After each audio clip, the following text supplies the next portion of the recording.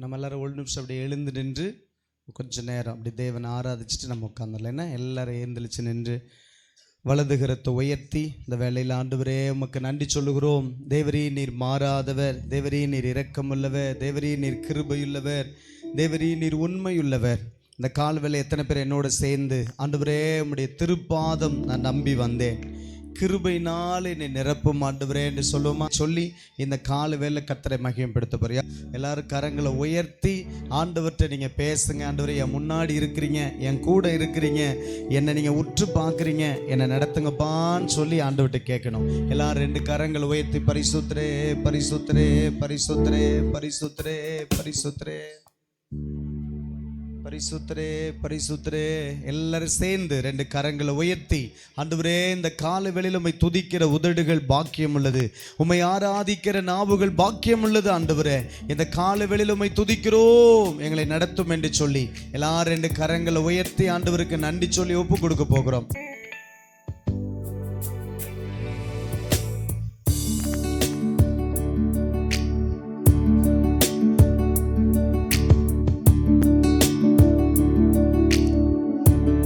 சேர்ந்து 2 கரங்களை உயர்த்தி பரிசுத்தரே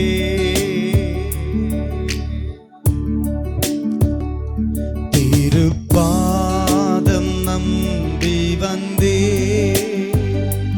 கிருபை நீரை இயேசுவே, உமதன்பை கண்டடைந்தே, தேவ சமூகத்திலே உமதன்பை கண்டடைந்தே, தேவ சமூகத்திலே திருப்பாதம் நம்பி வந்தே, கிருபை நீரை இயேசுவே, உமதன்பை கண்டடைந்தே, தேவ சமூகத்திலே.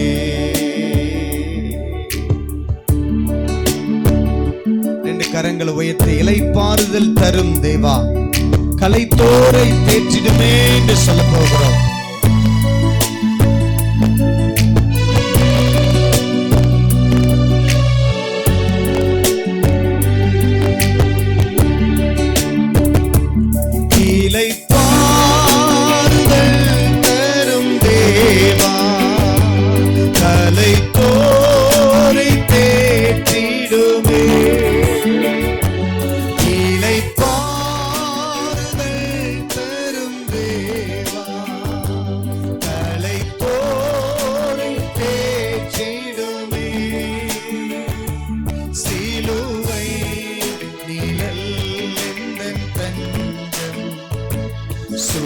சுகமாயங்கு தங்கிடுவே,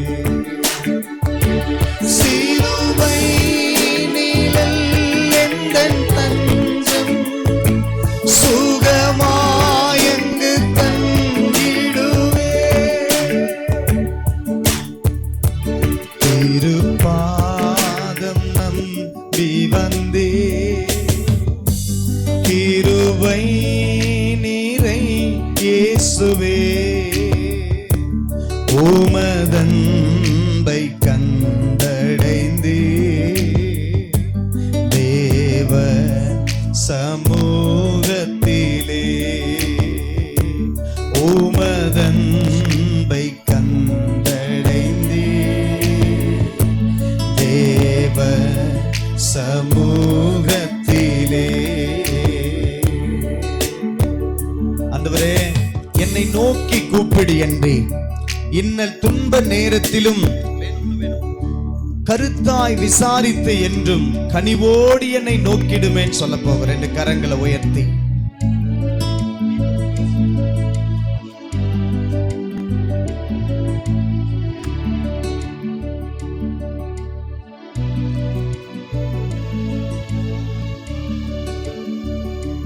கரங்களை உயர்த்தி ஆவியானவரே என்னை நோக்கி கூப்பிடு துன்ப நேரத்திலும் என்னை நோக்கி கூப்பிடு என்றே. இன்னல் துன்ப நேரத்திலும் கருத்தாய் விசாரித்து என்றும் கனிவோடு என்னை நோக்கிடுமே. கருத்தாய் விசாரித்து என்றும் கனிவோடு என்னை நோக்கிடுமே.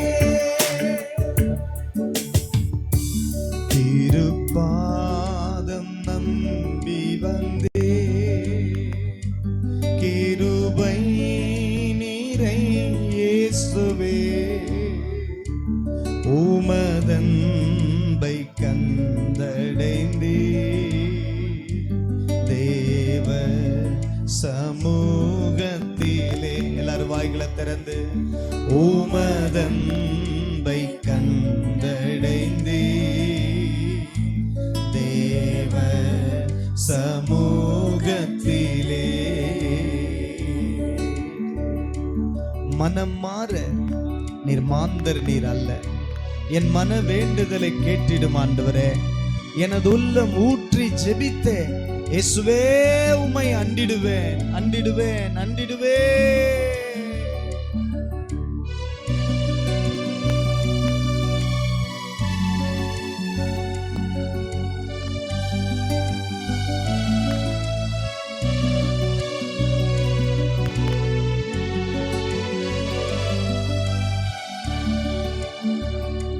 மனம் மாறாமாந்தர் நீரல்ல, மன வேண்டுதல் கேட்டிடும்.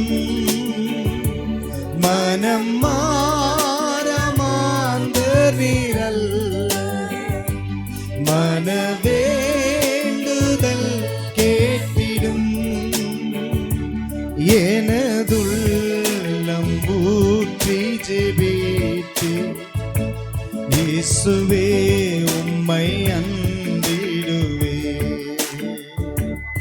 எனதுள்ளம் ஊற்றி ஜெபித்தே இயேசுவே, உம்மை அண்டிடுவே. திருப்பாதம் நம்பி வந்தே, கரங்களை உயர்த்தி இயேசுவே. யார் சேர் மேல கை வைக்காம ரெண்டு கரங்களை உயர்த்தி சொல்லுங்க பார்க்கலாம். தேவ சமூகத்திலே சமூகத்திலே உமதன்பை கண்டடைந்தே. தேவ சமூகத்திலே என்னை கைவிடாதிடும் நாதா, என்ன நிந்தை நேரிடினும் என்னை கைவிடாதிடும் நாதா, என்ன நிந்தை நேரிடினும் உமக்காக யாவும் சகிப்பே. உமது பலன் நீந்திடுமே. உமக்காக யாவும் சகிப்பே. உமது பலன் நீந்திடுமே. திருப்பாதம் நம்பி வந்தே, கிருபை நீரை இயேசுவே, உமதன்பை கண்டடைந்தே. தேவ சமூகத்திலே சொல்லுங்க.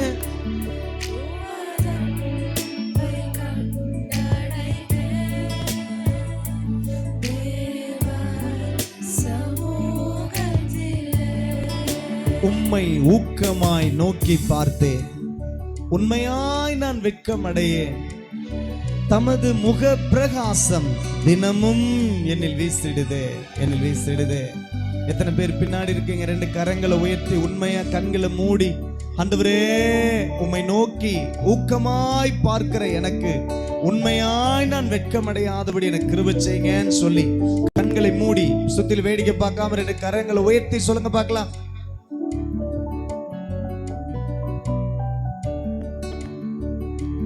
உம்மை ஊக்கமாய் நோக்கி பார்த்தே உண்மையாய் வெட்கமடையே. உம்மை ஊக்கமாய் நோக்கி பார்த்தே உண்மையாய் வெட்கமடையே. உமது முக பிரகாசம் தினமும் என்னில் வீசிடுதே.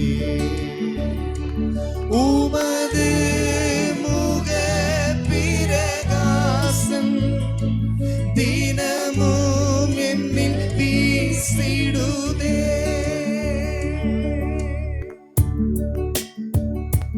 திருப்பாதம் நம்பி வந்தே கிருபை நீரை இயேசுவே. திருப்பாதம் நம்பி வந்தே கிருபை நீரை இயேசுவே. உமதன்பை கண்டடைந்தே தேவ சமூகத்திலே. உமதன்பை கண்டடைந்தே தேவ சமூகத்திலே.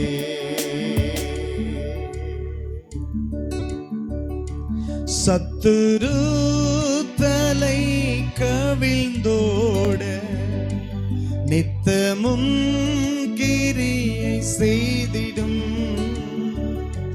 சத்துரு தலை கவிழ்ந்தோட நித்தமும் கிரியை செய்திடும். என்னை தேற்றிடும் அடையாளம் இயேசுவே இன்று காட்டிடுமே. என்னை தேற்றிடும் அடையாளம் இயேசுவே இன்று காட்டிடுமே. இயேசுவே ஷகலம தரமகன கோரபோ நிதுனமா சிந்தரலரகதனமா.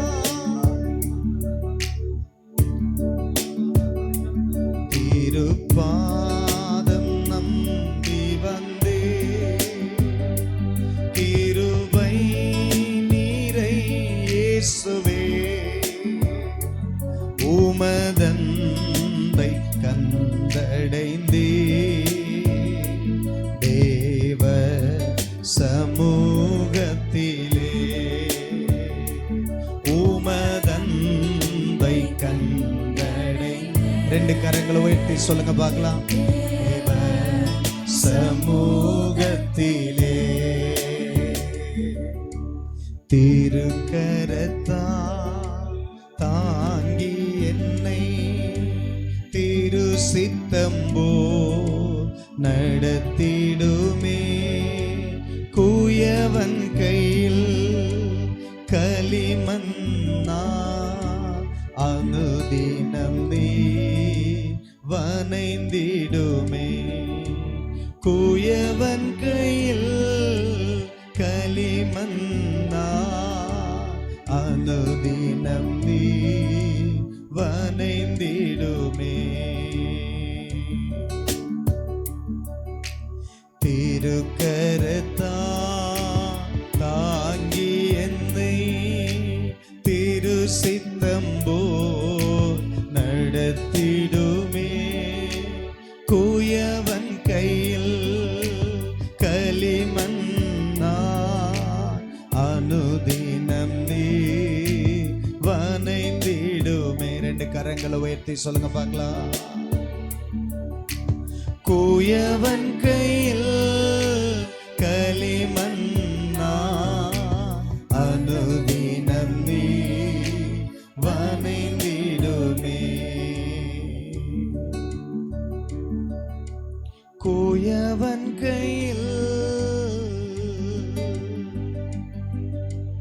களிமண்ணா அனுதினம் நீ வணைந்திடுமே.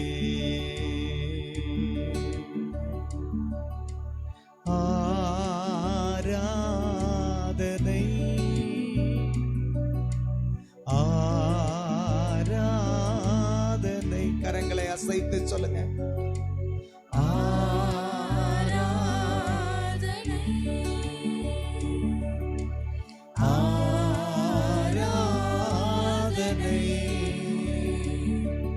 என் நண்பர் இயேசுவுக்கே, என் நண்பர் இயேசுவுக்கே, என் நண்பர் இயேசுவுக்கே, என் நண்பர் இயேசுவுக்கே, என் நண்பர் இயேசுவுக்கே.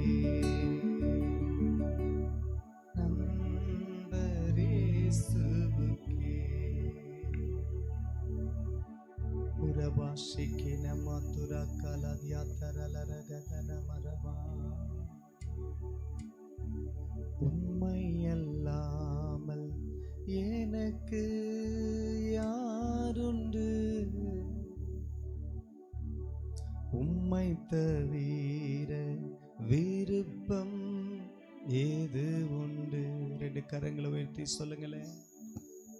உம்மை அல்லாமல் எனக்கு யாருண்டு, உம்மை தவிர விருப்பம் ஏது உண்டு. ஆசையெல்லாம் நீர்தானையா, தேவையெல்லாம் நீர்தானையா. ஆசையெல்லாம் நீர்தானையா, தேவையெல்லாம் நீர்தானையா. மௌனமா மௌனமா. இரட்சகரே இயேசுநாதா, தேவையெல்லாம் நீர்தானே. இரட்சகரே இயேசுநாதா, தேவையெல்லாம் நீர்தானே. இரட்சகரே இயேசுநாதா, தேவையெல்லாம் நீர்தானே. ஆண்டவரே, இந்த காலை வெள்ளமுடைய திவ்ய பிரசன்னம் எங்களை நிரப்புகிறதற்காக நன்றி, நிரப்புகிறதற்காக நன்றி, நிரப்புகிறதற்காக நன்றி. இந்த காலை வேளையில் எங்களுடைய சகல துதியும் கனமும் மகிமையும் உமக்கு செலுத்துகிறோம். எங்களுடைய தகப்பனை துதியையும் ஸ்தோத்திரங்களை தூபமாய் நறுமணமாய் சுகந்த வாசனையாய் நுகர்ந்து மகிழும்படிக்கு ரெண்டு கரங்களை தட்டி கர்த்தருக்கு நன்றி சொல்லி நம்மை அர்ப்பணித்து ஒப்பு கொடுப்போம். ஆண்டவரே உமக்கு நன்றி, ஆண்டவரே உமக்கு நன்றி, கிருபையுள்ளவரே நன்றி, இரக்கமுள்ளவரே உமக்கு நன்றி, தயவுள்ளவரே உமக்கு நன்றி. எங்களை தாழ்த்துகிற வெறுமையாக்குகிறோம் இயேசுவின் நாமத்தில் பிதாவே, ஆமென், ஆமென், ஆமென். தெய்வ பிரசன்னத்தை அப்போ தான் உணர முடியும். அப்போ தான் உங்கள் வாழ்க்கையில் பெரிய மாற்றம் வரும். நடக்கிற சூழ்நிலைகள்லாம் பாருங்கள், வருகைக்கு எல்லாம் ஆயத்தம். எலன் மாஸ்க் அவன் சிப்பை மூளையில் வச்சு செக் பண்ண சொல்லி வச்சு சக்ஸஸ் பண்ணிட்டான். இனி எல்லாருக்கும் யாரெல்லாம் கோடீஸ்வரர் இருக்கான்னு அவன் மூளையில் வைக்க போகிறாங்க. அவனுக்கு ஞாபக சக்தி அது கொடுக்கும். அவன் ஞாபக சக்தி எப்போ நினச்சான், உள்ளே எதையாவது நினச்சி நீங்கள் மறந்துடுறீங்கல்ல, ஒரு என்னன்னு தெரியுது. ஒரு டாக்டர் பற்றி நினச்சேன் மறந்துட்டேன் அப்படின்னா, டாக்டரை பற்றி அப்படின்னு சொல்லி கம்ப்யூட்டரில் தட்டினா உங்கள் மூளையில் எதை மறந்தீங்களோ அது வெளியில் வரும். என்ன டேட்டு, எந்த நிமிஷம், என்ன டாக்டர், என்ன பேர் எல்லாம் ஞாபகத்தில் வரும். நீங்கள் மூளையில் நினைச்சது வரும். வாய் பேசாத ஊமையர்கள் இருக்காங்கல்ல, அவங்களுக்காக தான் இதை கண்டுபிடிச்சது. உள்ளத்துக்குள்ளே நினைக்கிறான். பொதுவாக நமக்கு ஒரு பழமொழி இருக்கும், ஊமையை சொப்பனம் கண்டா எப்படி சொல்லுவான்? ஊமையை சொப்பனம் கண்டாலும் பிரயோஜனம் இல்லைன்னு சொல்லுவாங்கல்ல. ஏன் அப்படின்னா அவன் அப்படி சொல்லுவான், நான் இந்த மாதிரி ஒரு இடத்துல பார்த்தேன், இப்படி இருந்துச்சு அப்படி இருந்துச்சு, எதை சொல்ல முடியுமா? அவன் என்ன பார்த்தாலும் அவனால் சொல்ல முடியாது. ஆனால் அவனால் இனி சொல்ல முடியும். ஊமையை கண்ட சொப்பனத்தை சொல்ல முடியும். அப்படி ரெடி பண்ணிட்டாங்க. ஊமையினுடைய வாயை கவனிக்க பார்க்கலாம். இந்த மூளைக்குள்ளார அவன் என்ன பார்க்குறாங்கிறத வாயில் அவனுடைய குரலை ஆட் பண்ணி ஏஐயில் அவன் பார்த்ததை அவன் அப்படின்னானே அங்கே அவன் பார்க்குற சிந்தனை இந்த வார்த்தையுடைய குரலை ஒட்ட வச்சு, நான் நேற்று இத்தனை மணிக்கு இத்தனை இடத்துல இந்த காரியத்தை பார்த்தேன், இப்படி நடந்துச்சுன்னு அவன் வாயை திறந்து சொல்கிற அளவுக்கு அந்த முள்ளை யோசிக்கிறத வாயில் சொல்கிற அளவுக்கு கொண்டு வந்துட்டாங்க. இதெல்லாம் நல்லதா? நல்லதுக்கு தான் தெரியும். உலகம் அப்படி தான் நினைக்கும். ஆனால் வேதம் சொல்லுது, வெளிப்படுத்துகிற விசேஷத்தில் நெற்றிகளிலும் நீங்கள் வலது கையிலையும் அந்த சிப்பை பொருத்துவாங்க, அது உங்களை குறித்த எல்லா தகவலும் சொல்லும் அப்படின்னு பைபிள் சொல்லிடுச்சு, தெளிவாக சொல்லிடுச்சு. 666 எலன் மாஸ்க் உண்டாக்கிட்டேன், எல்லா இடத்துலையும் வரப்போகுது.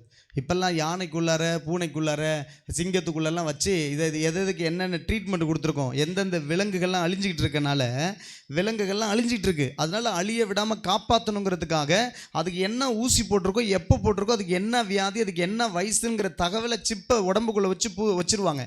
அதுக்காக தான் கண்டுபிடிச்சாங்க முதல்ல. ஆனால் இப்போ என்னன்னா, மனிதனுடைய மூளையில் அவன் சொல்ல முடியாதெல்லாம், பேரலைட்டிக் அட்டாக் ஆயிடலாங்கல்ல, பேச முடியாமல் இருக்காங்கல்ல, அவங்களாம் எப்படி எனக்கு பசிக்குது, எனக்கு சோறு வேணும், நான் அங்கே போகணும் இங்கே போகணும் எப்படி சொல்லுவாங்க? அவங்க மூளையில் என்ன நினைக்கிறாங்களோ அது கம்ப்யூட்டர் காட்டும். அப்படி தான் அந்த சிப்பை கண்டுபிடிச்சிருக்கான். இப்போ எனக்கு பாத்ரூம் போகணும், இப்போ எனக்கு பசிக்குது, இப்போ நான் திரும்பி படுக்கணும், அதெல்லாம் அப்படியே சைலண்ட்டாக அப்படியே தான் கிடப்பான். அவன் என்னென்ன யோசிக்கிறேன்னு அதெல்லாம் மானிட்டர் சொல்லும். அதை பார்த்துட்டு அந்த குடும்பமோ நர்ஸோ அப்படி திருப்பி போடுவாங்க, தூக்குவாங்க, எல்லாம் பண்ணுவாங்க. கொஞ்சம் யோசித்து பாருங்கள். வாயை திறக்காமையே அவனுடைய நினைவெல்லாம் சொல்கிற அளவுக்கு சிப்பு கண்டுபிடிச்சாச்சு. இயேசு வரப்போகிறார், அவர் வரட்டும், நான் காலையில் தூங்குவேன், உபவாசத்துக்கு வரமாட்டேன், ஊழியம் செய்ய மாட்டேன், ஞாயிற்றுக்கிழமை வருவேன், முறைச்சிக்கிட்டே இருப்பேன், அப்படியே போயிடுவேன்னு சொன்னால் எனக்கு தெரியாது. உங்கள் வாழ்க்கையை நீங்கள் மாற்றணும். மாற்றாவிட்டால் மாற்றம் வந்துடும். உலகத்தில் மாற்றம் வருது, உத்தரப்பிரதேசம் வந்துகிட்டே இருக்குது. உங்களுக்கு வரத்துக்குள்ளார உங்கள் வாழ்க்கையை மாற்றுங்க, ஆவியானவருக்கு விட்டு கொடுங்க. நான் இந்த வாரம் உபவாசத்தில் என்ன தெரியுமா சொன்னேன்? கிழிக்கப்பட்ட இருதயத்தோடு ஆண்டவர்கிட்ட வரணுமா. இருதயத்தை கிழித்து அப்படியே ஊற்றணும். ஒரு சால்வையை போல இருதயத்தை கிழித்தேன்னு பைபிளில் வசனம் இருக்குது. நொறுங்குண்ட இருதயத்தோடு வரணுமா. ஆண்டவரே, நான் உம்முடைய ஆலயத்தில் இருக்கிறதுக்கு தகுதி இல்லைப்பா, இது பரிசுத்தமான இடம், தேவன் இறங்குற இடம், உலாவுகிற இடம், பேசுகிற இடம், தொடுகிற இடம், மாற்றங்களை உருவாக்குகிற இடம். ஆண்டவரே, எத்தனையோ பேர் கர்ப்பம் இல்லாமல் இருக்கிற நபர்களுக்கு, சில பேர் எத்தனையோ வருஷம் கர்ப்பம் இல்லாமல் இருக்காங்க, அவங்க ஆண்டவருடைய ஆராதனையில் கர்ப்பத்தை ஆண்டவர் தொடுறார், அவங்க கர்ப்பம் உருவாகுது, அவங்களுடைய வியாதி சுகமாகுது, பாவத்திலிருந்து விடுதலை அடைகிறாங்க. இப்படிப்பட்ட காரியங்கள் நடக்கிற இடத்துல என்னையும் உட்கார வச்சிருக்கீங்களே, அந்த நொறுங்குண்ட இருதயத்தோடு ஆண்டவர்கிட்ட வரணுமா. அப்படி வந்தால் உங்களை கர்த்தர் தொட்டு உங்களுடைய உள்ளத்தை தேவ பிரசன்னத்தில் நிரப்புவார். அப்போ தான் ஆண்டவருடைய வார்த்தை நீங்கள் விசுவாசிக்கவே முடியும். இல்லைன்னா உங்களுடைய இருதயம் உடையில நொறுங்குண்ட இருதயமாக இல்லைன்னா ஆறாத நேரத்தில் தேவ பிரசனத்தை உணரவே முடியாது. ஆண்டவருடைய தேவ பிரசனத்தை உணரலைன்னா வார்த்தை செவுத்தில் அடித்த பந்து மாதிரி திரும்பி வந்துடும். உங்களுக்குள்ளே போய் பதியாது, வாழ்க்கை மாறாது, வாழ்க்கையில் முன்னேற்றம் இருக்காது, யாருக்குமே பிரயோஜனமாக இருக்க மாட்டீங்க. அப்படி இருக்க கூடாது. அப்படின்னா 2-3 வாரம் ஆண்டவர் மிக தெளிவாக தீர்க்க தரிசனம் பேசுகிறார். வீட்டில் போய் யூடியூப்பில் கேளுங்க. நான் வாரம் இப்போ இடத்துல போட்டுக்கிட்டு இருக்கிறோம். போன வாரத்தில் கர்த்தர் முதல் வாரம் பேசினார், கர்த்தர் நம்மை நினைத்திருக்கிறார், அவர் நம்மை ஆசீர்வதிப்பார். 2வது வாரம் அதிகாரம் வல்லமையும் அப்படிங்கிற தலைப்பில் பேசினோம். போன வாரம் ஆண்டவர் பேசினார், கவனிங்க பார்க்கலாம், ஆளுகை செய்யும்படி நம்மை ஆசாரியர்களாய் ராஜாக்களாய் தேவன் தெரிந்து கொண்டார்னு சொல்லி வாரம் எடுக்கிற செய்தியை நீங்கள் கேட்டிங்கன்னா உங்கள் வாழ்க்கையில் ஒரு மாற்றம் வரணும். உங்களுடைய குணம் மாறணும், உங்களுடைய சிந்தை மாறணும், இயேசுவை போல மாறணும், உங்களுடைய செயல்களும் மாறும். அப்போ தான் அது மாற மாற மாற நன்மை கிருபை உங்கள் வீட்டுக்கு அதை தட்டும். உங்களுக்கு இந்த காரியம் வந்திருக்குங்க, இந்த தொடர்பு வந்திருக்குங்க, இந்த வேலை வந்திருக்கு, இந்த வருமானம் வந்திருக்கு, இந்த காரியம் வந்திருக்குன்னு சொல்லி இந்த வாய்ப்பு வந்திருக்குன்னு உங்களை தேடி வரும். நிச்சயமாக நான் ஆதாரத்தோடு சொல்கிறேன், கர்த்தர் கண்டிப்பாக செய்வார். இல்லாவிட்டால் இருக்கிறதுக்கு அப்படியே தான் போவோம். கவனிங்க, கர்த்தர் நம்மை ஆசீர்வதிப்பாராக. கண்களை மூடி இந்த வேளை ஆண்டுடைய சமூகத்தில் ஒப்பு கொடுப்போமா? ஆண்டுடைய சமூகத்தில் ஒப்பு கொடுப்போமா? பரிசுத்தரே, 4 மைனர் பரிசுத்தரே ஒப்பு கொடுங்க பார்க்கலாம். ஆண்டவர்கிட்ட வலது கரத்தை உயர்த்தி ஆண்டவர்கிட்ட சொல்லுவோமா? ஆண்டவரே ஸ்தோத்திரம், ஆண்டவரே ஸ்தோத்திரம், ஆண்டவரே ஸ்தோத்திரம், ஆண்டவரே ஸ்தோத்திரம், ஆண்டவரே ஸ்தோத்திரம், ஆண்டவரே ஸ்தோத்திரிக்கிறோமப்பா, உம்மை ஸ்தோத்திரிக்கிறோம், ஸ்தோத்திரிக்கிறோம். ஆண்டவர்கிட்ட கேளுங்க, என்னோட பேசுங்கப்பா, என்னோட பேசுங்க, என்னோட பேசுங்க, என்னை தொடுங்க, என்னை தொடுங்க ஆண்டவரே, என்னை டச் மீ லார்ட், என்னோட பேசுங்க ஆண்டவரே. ஸ்தோத்திரிக்கிறோம், ஸ்தோத்திரிக்கிறோம், ஸ்தோத்திரிக்கிறோம், ஸ்தோத்திரிக்கிறோம். ஹல்லேலூயா, ஹல்லேலூயா, ஹல்லேலூயா, ஹல்லேலூயா, ஹல்லேலூயா.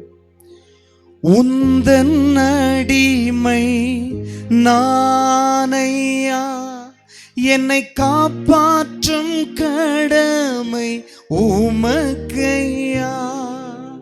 உந்தன் அடிமை நானையா, என்னை காப்பாற்றும் கடமை உமக்கையா.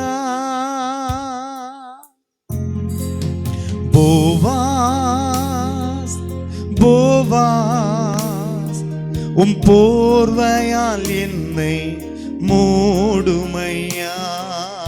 ஏசையா, ஏசையா, உம் அன்பினால் என்னை மூடுமையா. போவாஸ், போவாஸ், உம் போர்வையால் என்னை மூடுமையா. ஏசையா, ஏசையா, உம் அன்பினால் என்னை மூடுமையா. ஓய்வின்றி கதிர்கள் பொறுக்கிடுவே, வேறொரு வயல் நான் போவதில்லை. ஓய்வின்றி கதிர்கள் பொறுக்கிடுவே, வேறொரு வயல் நான் போவதில்லை. சொல்லுங்க, போவாஸ், போவாஸ், உம் போர்வையால் என்னை மூடுமையா. ஏசையா, ஏசையா, உம் அன்பினால் என்னை மூடுமையா. போவாஸ், போவாஸ், உம் போர்வையால். எல்லாரும் வாய்களை திறந்து ஏசையா, அன்பினால் கற்று தாரும், நான் கடைபிடிப்பேன். நீ சொல்வதை செய்து நான் முடித்திடுவேன்.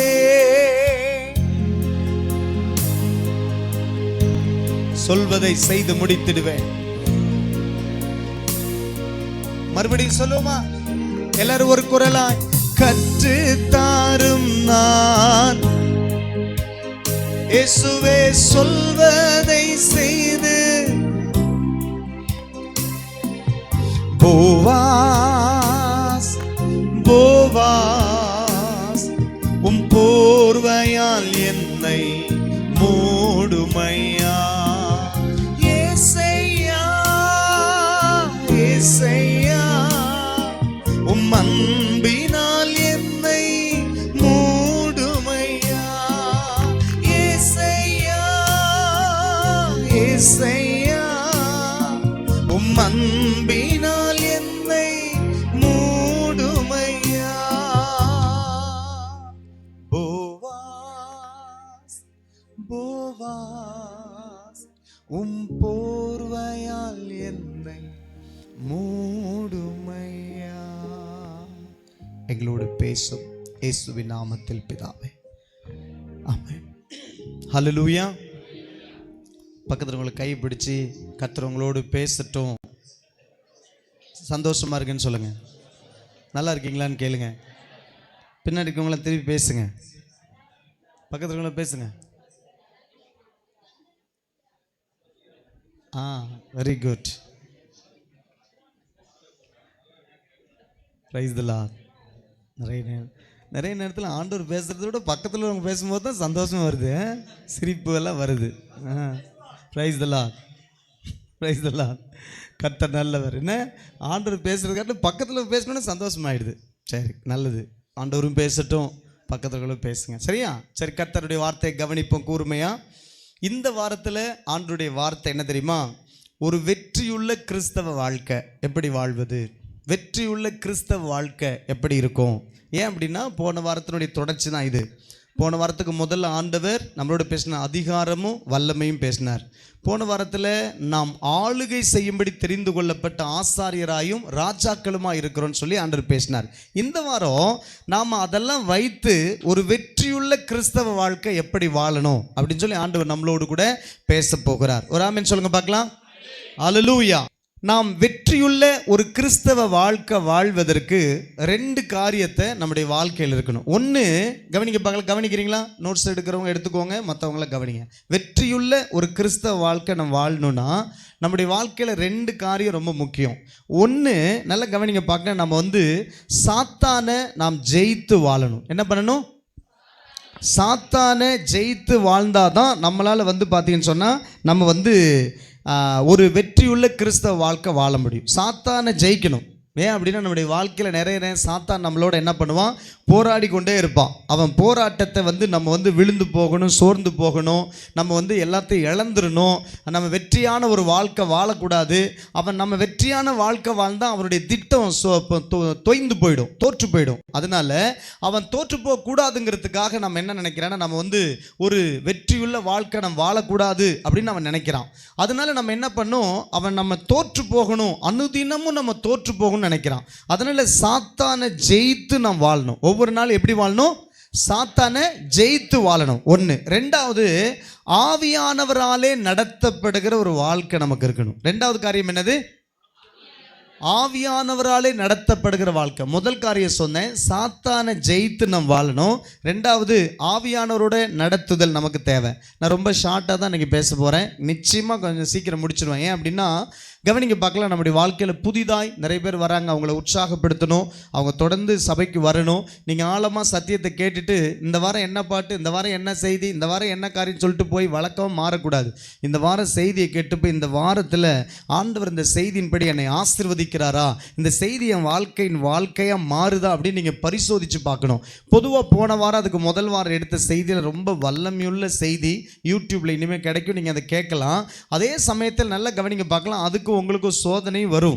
நீங்க என்ன காரியத்தை கேட்டு தீர்மானிக்கிறீங்களோ, எதை நீங்க கற்று நிச்சயித்து கொள்றீங்களோ, அதுல ஒரு சோதனை வரும். அந்த சோதனையில் பார்த்தீங்கன்னா நீங்க என்ன பண்ணக்கூடாது? ஜெயிக்க கூடாது அப்படின்னு சொல்லிட்டு ஒரு சோதனை வரும். உங்க வாழ்க்கையில் நீங்க என்ன பண்ணக்கூடாது அப்படின்னு சொல்லிட்டா சில காரியங்கள் அது வரும். ஆனாலும் அந்த நேரத்தெல்லாம் நீங்க உபவாசம் பண்ணி அதிகாலையில் எழும்பி என்ன காரியம் உங்களை மேற்கொள்ளுதோ, என்ன தீர்மானம் எடுத்தீங்களோ, அந்த தீர்மானத்துக்கு விரோதமாக உங்களோட என்ன காரியத்தில் என்ன குணாதிசயத்தில் உங்களோட பிசாசு போராடுறானோ அதை எழுதி வச்சு உபவாசம் பண்ணி அதை அழித்து அதை மேற்கொண்டு ஒரு பிராக்டிஸ் பண்ணி வாழணும். அப்படி வாழ்ந்தால் கொஞ்ச நாள் கழிச்சு நீங்கள் ஒரு ஆவிக்குரிய ஒரு நல்ல கிறிஸ்தவனா நீங்கள் வாழ்வீங்க.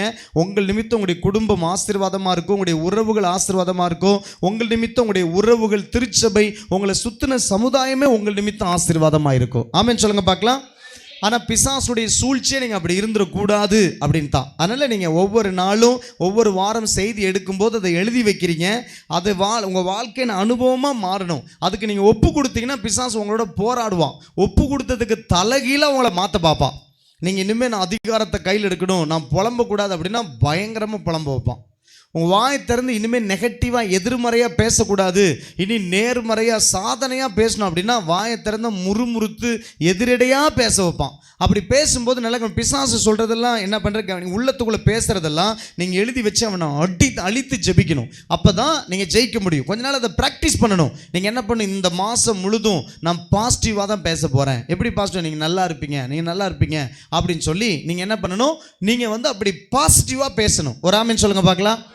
ஒருவேளை நீங்கள் என்ன கேட்கலாம், பாஸ்டர் நீங்கள் எங்களையும் திட்டுறீங்களே, நீங்களும் கொஞ்சம் பாசிட்டிவாக பேசினா நல்லா இருக்குமே அப்படின்னா, நீங்கள் சரியான நேரத்துக்கு வந்து உபவாச ஜெபத்துக்கு வந்து அதிகாலை ஜெபத்துக்கு வந்து கர்த்தருடைய காரியத்தில் கரெக்டாக இருந்தால் நிச்சயமாக நான் பாசிட்டிவாக தான் பேசுவேன். அப்படி வரவங்களை நான் எப்பயும் மெச்சிக்கொள்வது உண்டு, அவங்கள நான் பாசிட்டிவாக நான் ஆசீர்வதிப்பது உண்டு. தம்பி ஸ்பர்ஜன் கூட சொன்னான், எப்பயுமே எல்லாரையும் நான் பாசிட்டிவாக தான் பேசுவேன். நீங்கள் நல்லா இருப்பீங்க, நீங்கள் ஆசீர்வாதமாக இருப்பீங்க, உங்கள் காரியத்தை கர்த்தர் ஆசீர்வதி, அப்படி தான் நான் பேசுவேன். ஆனால் சில நேரத்தில் தவறு வரும்போது கண்டிக்கவும் செய்யணும். நான் மட்டும் இல்லை, மூத்த ஊழியர்கள் முதற்கொண்டு தவறு செய்யும்போது பயங்கரமாக ஏசப்பாவும் கண்டித்து தான் பேசினார். அதனால் அந்த நேரம் அல்ல, உங்கள் வாழ்க்கையில் எப்போது நீங்கள் பேசும்போது பாசிட்டிவாக பேசணும். ஒரு ஆமென். அப்போ பிசாசு உங்களை சோதிக்கும் போது அந்த சோதனைக்கு விட்டுறக்கூடாது. சோதனைன்னா என்னது? உங்களை ஏவுவான், கோவப்படுத்துவான், உங்களை தூண்டுவான், உங்களை சபிக்க சொல்லுவான், உங்களை எதிர்மறையாக பேச சொல்லுவான். எல்லாத்தையும் சபிச்சிரு, வீட்டை சபி, சூழ்நிலையை சபி, உன் பேரை சபி, உன் வாழ்க்கையை சபி, எல்லாம் வீணாக போச்சு, எல்லாம் போச்சு, சனியா அப்படி இப்படின்னு பேசணுவான். உள்ளத்துக்குள்ளே ஏவும் போது அதுக்கு இடம் கொடுக்கக்கூடாது. ஆனால் நம்ம எப்போ தீர்மானம் எடுக்கிறோம் அப்போ தான் அந்த மாதிரி எண்ணங்கள்லாம் வரும். அப்போ நீங்கள் என்ன பண்ண, உபவாசம் பண்ணி அதிகாலையில் எழுந்து எழுதி வச்சு அதை ஆணியை சிலுவையில் ஆணி அடித்த அதை வச்சு ஆணி அடித்து ஜெபம் பண்ணி நான் பாசிட்டிவாக தான் பேசுவேன், நான் மனரம்யமாக இருப்பேன் அப்படின்னு உங்கள் வாழ்க்கையில் சில பொருத்தனைகளை பண்ணி அதை ப்ராக்டிஸ் பண்ணிங்கன்னா கொஞ்ச நாள் கழித்து நீங்கள் ஜெயிச்சிருவீங்க. ஒரு ஆமென் சொல்லுங்கள் பார்க்கலாம், சத்தமாக சொல்லாமே. ஹல்லேலூயா. சரி, கவனிங்க பார்க்கலாம். சரி, இப்போ நம்ம ஆண்டவர்கிட்ட நம்ம நல்லா கவனிப்போம். வெற்றியுள்ள ஒரு கிறிஸ்தவ வாழ்க்கை எப்படி வாழ்வது அப்படின்னா, நான் 2 காரியம் சொன்னேன். பிசாசை ஜெயிச்சு நம்ம வந்து வாழணும். 2வது ஆவியானவருடைய நடத்துதல் நமக்கு ரொம்ப முக்கியம். இன்னைக்கு கவனிங்க பார்க்கலாம், ஒவ்வொரு நாளும் நமக்கு நல்ல நாளாக தேவ பக்தியுள்ள நாளாக இருக்கணும் அப்படின்னு சொல்லி தான் ஒவ்வொரு நாளும் அதிகாலையில் எழுந்து நம்ம பொதுவாக ஜெபிப்போம். நல்ல கவனிங்க பார்க்கலாம், நம்முடைய வாழ்க்கையில் ஒரு வெற்றியுள்ள கிறிஸ்தவ வாழ்க்கையை எப்படி நம்ம கடைபிடிக்கணும் அப்படின்னு சொல்லி பார்த்தீங்கன்னா, நம்முடைய கிறிஸ்தவ வாழ்க்கையை அழிக்கிறதுக்கு சாத்தான் ஒவ்வொரு நாளும் பல தடைகளை அவன் கொண்டு வரான். ஒவ்வொரு நாளுமே என்ன பண்ணுறான், பல தடைகளை கொண்டு வரான். அவைகளை தாண்டி ஜெயித்து நாம் வாழும் வழிகளை நாம் கற்றுக்கொண்டால், அதை அறிந்து கொண்டால் நம்முடைய வாழ்க்கை சிறப்பானதாக இருக்கும். ஆமென் சொல்லுங்க பார்க்கலாம். நம்முடைய வாழ்க்கை சிறப்பானதாக இருக்கும். இதை குறித்து நம் வேதாகமத்தில் நமக்கு தரும் சிறந்த ஆலோசனையில் ஒரு சில காரியங்களை நம்ம இந்த நாளில் நாம் பார்க்க போகிறோம். அதில் 2 தலைப்பில் நான் உங்களுக்கு சொன்னேன். ஒன்று, சாத்தானை ஜெயித்து நாம் வாழணும். 2வது, ஆவியானுடைய நடத்துதலோடு கூட நாம் வாழணும். அப்போ தான் நம்முடைய வாழ்க்கையில் நம்முடைய வெற்றி நிச்சயமாக இருக்கும். நம்முடைய வாழ்க்கையில் இக்காரியங்களை நாம் பிரவேசிக்கிற ஒரு பெரிய ஆசை, 2 பரிவாரம் மாதிரி இந்த 2 காரியமும். ஸோ நல்லா கவனிப்போம். முதலாவது ஒரு வசனத்தை நம்ம எடுத்துக்கொள்வோம். சங்கீதம் எழுதின புத்தகம் 1வது அதிகாரம். நம்ம எல்லாருக்கும் தெரிந்த மனப்பாடமான வசனம். அதனால தெரிஞ்ச வசனம் சலிச்சு கொள்ளாதீங்க. அதுக்குள்ள நம்ம கற்றுக்கொண்டு நம்முடைய வாழ்க்கை மாறுவதற்கு நிறைய உண்டு. இந்த வெள்ளிக்கிழமை உபவாச ஜெபத்தில் ஆவியானவர் இறங்கி எல்லாரும் அழுதது, ஒப்பு கொடுத்து ஜெபம் பண்ண நான் பார்க்கும்போது எனக்கு புதுசாக ஊழியத்துக்கு வந்த மாதிரி இருந்துச்சு. ஆண்டவரே, இப்படிப்பட்ட அனுபவத்தானே பல நாள் கேட்டேன். எனக்கு நல்ல ஞாபகம் இருக்கு. ஒரு சில நேரங்களில் ஆவியானவரால் நடத்தப்படுகிற சபை அப்படின்னு ஒரு புத்தகத்தை படிச்சுட்டு ரொம்ப அழுதுருக்கிறேன். இந்த மாதிரி அனுபவங்கள் சபையில் நடக்கணும்பா. ஆறாவது நேரத்தில், செய்தி நேரத்தில், ஜெப நேரத்தில் திடீர்னு ஆண்டவர் உள்ள வந்து பயங்கரமான காரியங்களை செய்வார். அப்படிப்பட்ட காரியங்களை நான் அந்த சாட்சிகள்லாம் படித்து நான் அழுதுருக்கிறேன். ஆனால் சில சமயங்களுடைய சபையிலே நடக்குது. ஒரு ஆமென் சொல்லுங்க.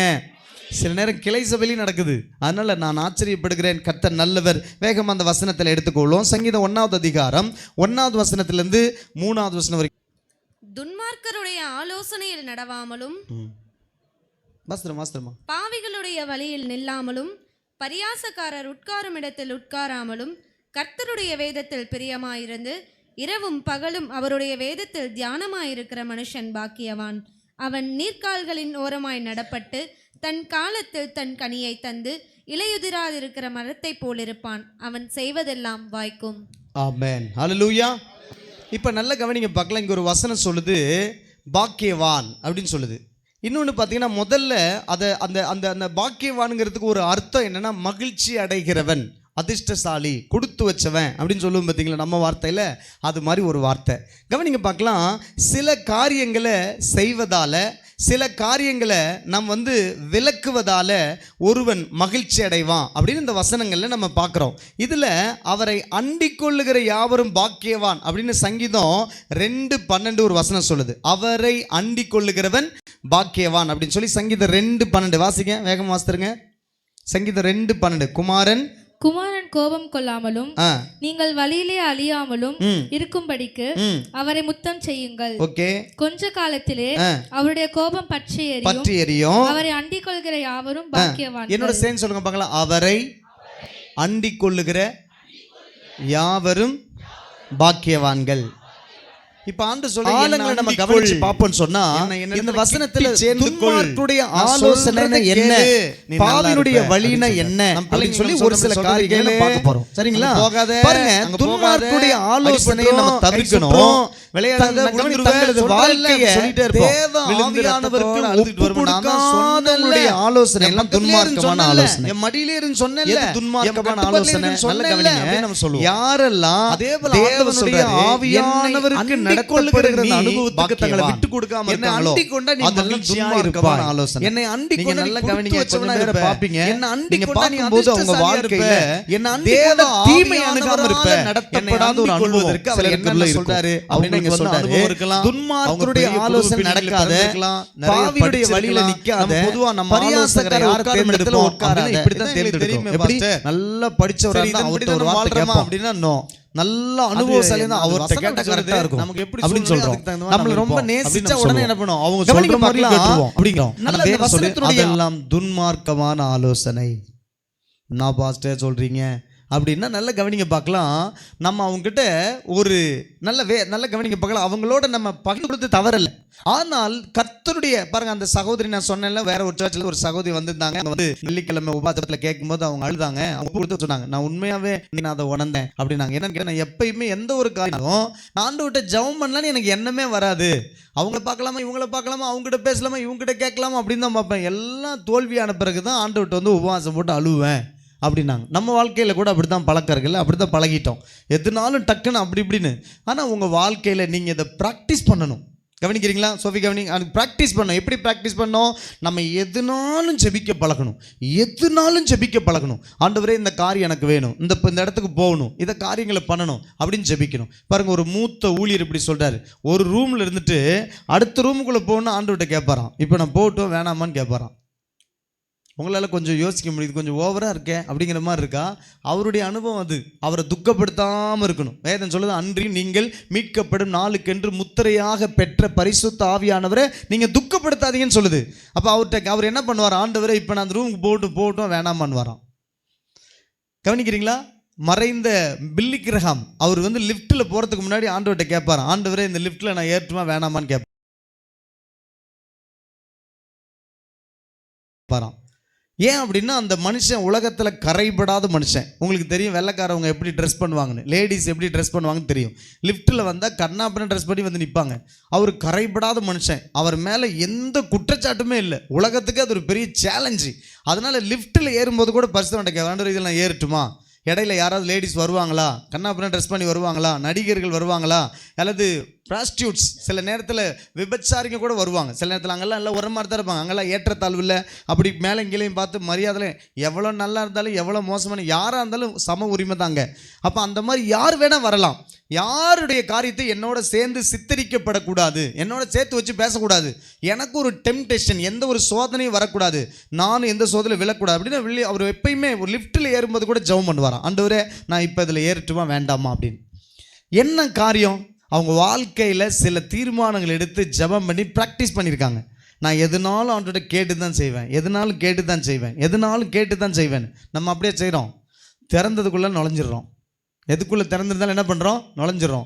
அடைக்கப்பட்டிருந்தால் பேசாமல் நின்றுறோம். ஒரு ஊழியக்காரன் இப்படி சொல்கிறார், திறந்த கதவுக்குள்ளே நுழைக்கக்கூடாது, அடைக்கப்பட்டிருக்கிற கதவுக்குள்ளே திரும்பி வந்துடக்கூடாது. அதுக்கு நடுவில் நின்று ஆண்டவர்கிட்ட கேட்கணும், ஆண்டவர் இந்த கதவை நான் உடைச்சிட்டு போகட்டுமான்னு அது கேட்கணும். ஆண்டவரை அடைச்சிருக்கு நான் திரும்பி வரேன்னு வரக்கூடாதான், திறந்துருக்கு நான் போகிறேன்னு போகக்கூடாதான். அதுக்கு நடுவில் ஆண்டவர்கிட்ட கேட்கணுமா, நான் போகட்டுமா, இந்த கதவை அடைச்சிருக்கு திரும்பி போகட்டும் வேணாமா? இல்லை நில்லு, திறப்பான், தட்டு திறக்கும். ஒரு ஆமீன் சொல்லுங்க. திறந்திருந்தா நீ போகக்கூடாது. நிறைய இடத்துல வேதத்தில் சொல்லப்பட்டிருக்கு. பவுல் ஊழியம் செய்யும்படி போகும்போது ஆவியானவரே தடுத்து நிறுத்தப்பட்டான்னு போட்டிருக்கு. நீ போகாதன்னு ஆவியானவரே சொன்னாராம். ஆவியானவரால் நடத்தப்படுற அனுபவம் வரும்போது நல்ல கவனிக்க பார்க்கலாம். துன்மார்க்கருடைய ஆலோசனை, யாரெல்லாம் தேவ ஆவியானவரால் நடத்தப்படலையோ அவங்களுடைய ஆலோசனை நீங்கள் கேட்பீங்கன்னா அது துன்மார்க்கமான ஆலோசனை. ஒன்று. ரெண்டாவது, நல்லா கவனிக்க பார்க்கலாம். இப்படி நம்ம அந்த காரியங்களை நம்ம கரெக்டாக தெளிவாக நம்ம கண்டு கொள்ளணும். ஏன் அப்படின்னா அவங்களுடைய ஆலோசனை நமக்கு எப்படி இருக்கும் அப்படின்னா, அவங்க தர ஆலோசனை உங்களுடைய ஆவிக்குரிய வாழ்க்கையில் முன்னேற்றத்தை கொடுக்காம மாறா உங்களுடைய கிறிஸ்தவ ஜீவியத்தையே சாத்தான் அழித்து போடுவதற்கு அது ஒரு கண்ணியாக இருக்கும். அவங்க சொல்கிற ஆலோசனையை கேட்டு ஒரு சின்ன சொன்னாங்க, அதை செஞ்சு விட்டாங்க, அதுலேருந்து என் வாழ்க்கையில் எல்லாம் போச்சுங்க அப்படின்னு சொல்லுவாங்க. என் வாழ்க்கையில் எல்லாமே போச்சுங்க அப்படின்னு சொல்லுவாங்க. அப்போ சில நேரத்தில் நம்ம சில காரியத்தை எங்கேயாவது உடன்பட்டுட்டா டோட்டலாக வாழ்க்கையை கரைபட்டு போயிடும். ஒரு பெரிய தேவையில்லாத ஒரு அடையாளம் ஆகி போயிடும், தேவையில்லாத ஒரு கெட்ட பேர் ஆகி போயிடும். அப்போ நல்ல கவனிங்க போல, அப்படிப்பட்ட காரியத்துக்கு நம்ம இடம் கொடுக்கக்கூடாது. அடுத்ததான், பாவிகளுடைய வழியில் நம்மை அழைத்து செல்லும் எதையுமே நம்ம செய்யக்கூடாது.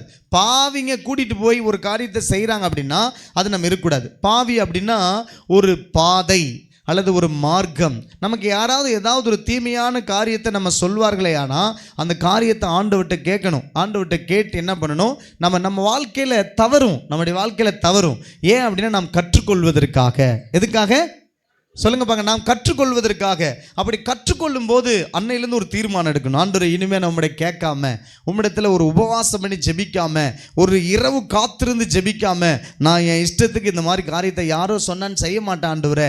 அதுவும் பாவிகள் சொல்கிற காரியம், ஜெபிக்காதவன், உலகத்தான் அவன் சொல்கிற காரியத்துக்கு நீங்கள் துணை போனீங்கன்னா பின் நாட்கள் அது ஒரு பெரிய கண்ணியாக, வேதனையாக, பிரச்சனையாக மாறும். தெரியுதா உங்களுக்கு? அப்போது இதுதான் பாவிகளுடைய வழியில் நம்ம ஒத்து போகாமல் இருப்பது. தேவ ஆவியினாலே நடத்தப்படாதவங்களுடைய வாழ்க்கையை நீங்கள் முன்மாதிரியாக பின்பற்றக்கூடாது. என்ன கவனிக்கிறீங்களா? அவங்களுடைய ஆலோசனையும் குறிக்கோள்களையும் நீங்கள் கடைபிடிக்கக்கூடாது. ரட்சிக்கப்படாத ஒரு மனுஷன், ஆவியானவரால் நடத்தப்படாத ஒரு மனுஷன், அவன் வாழ்க்கையில் இருக்கிற சில நல்ல குணங்களை நானும் பின்பற்றேன் அப்படின்னு சொல்லக்கூடாது. பாருங்கள், எனக்கு தெரிஞ்ச ஒரு நபர், அவர் எப்போ பார்த்தாலும் அவர் ஒரு கிறிஸ்தவர், சர்ச்சுக்கு போகிறவர், ஆனால் வசனத்தை சொல்ல மாட்டார். அவர் சொல்லுவார், அம்பேத்கர் சொல்லியிருக்கார், திருவள்ளுவர் சொல்லியிருக்கிறார். என்ன கவனிக்கிறீங்களா?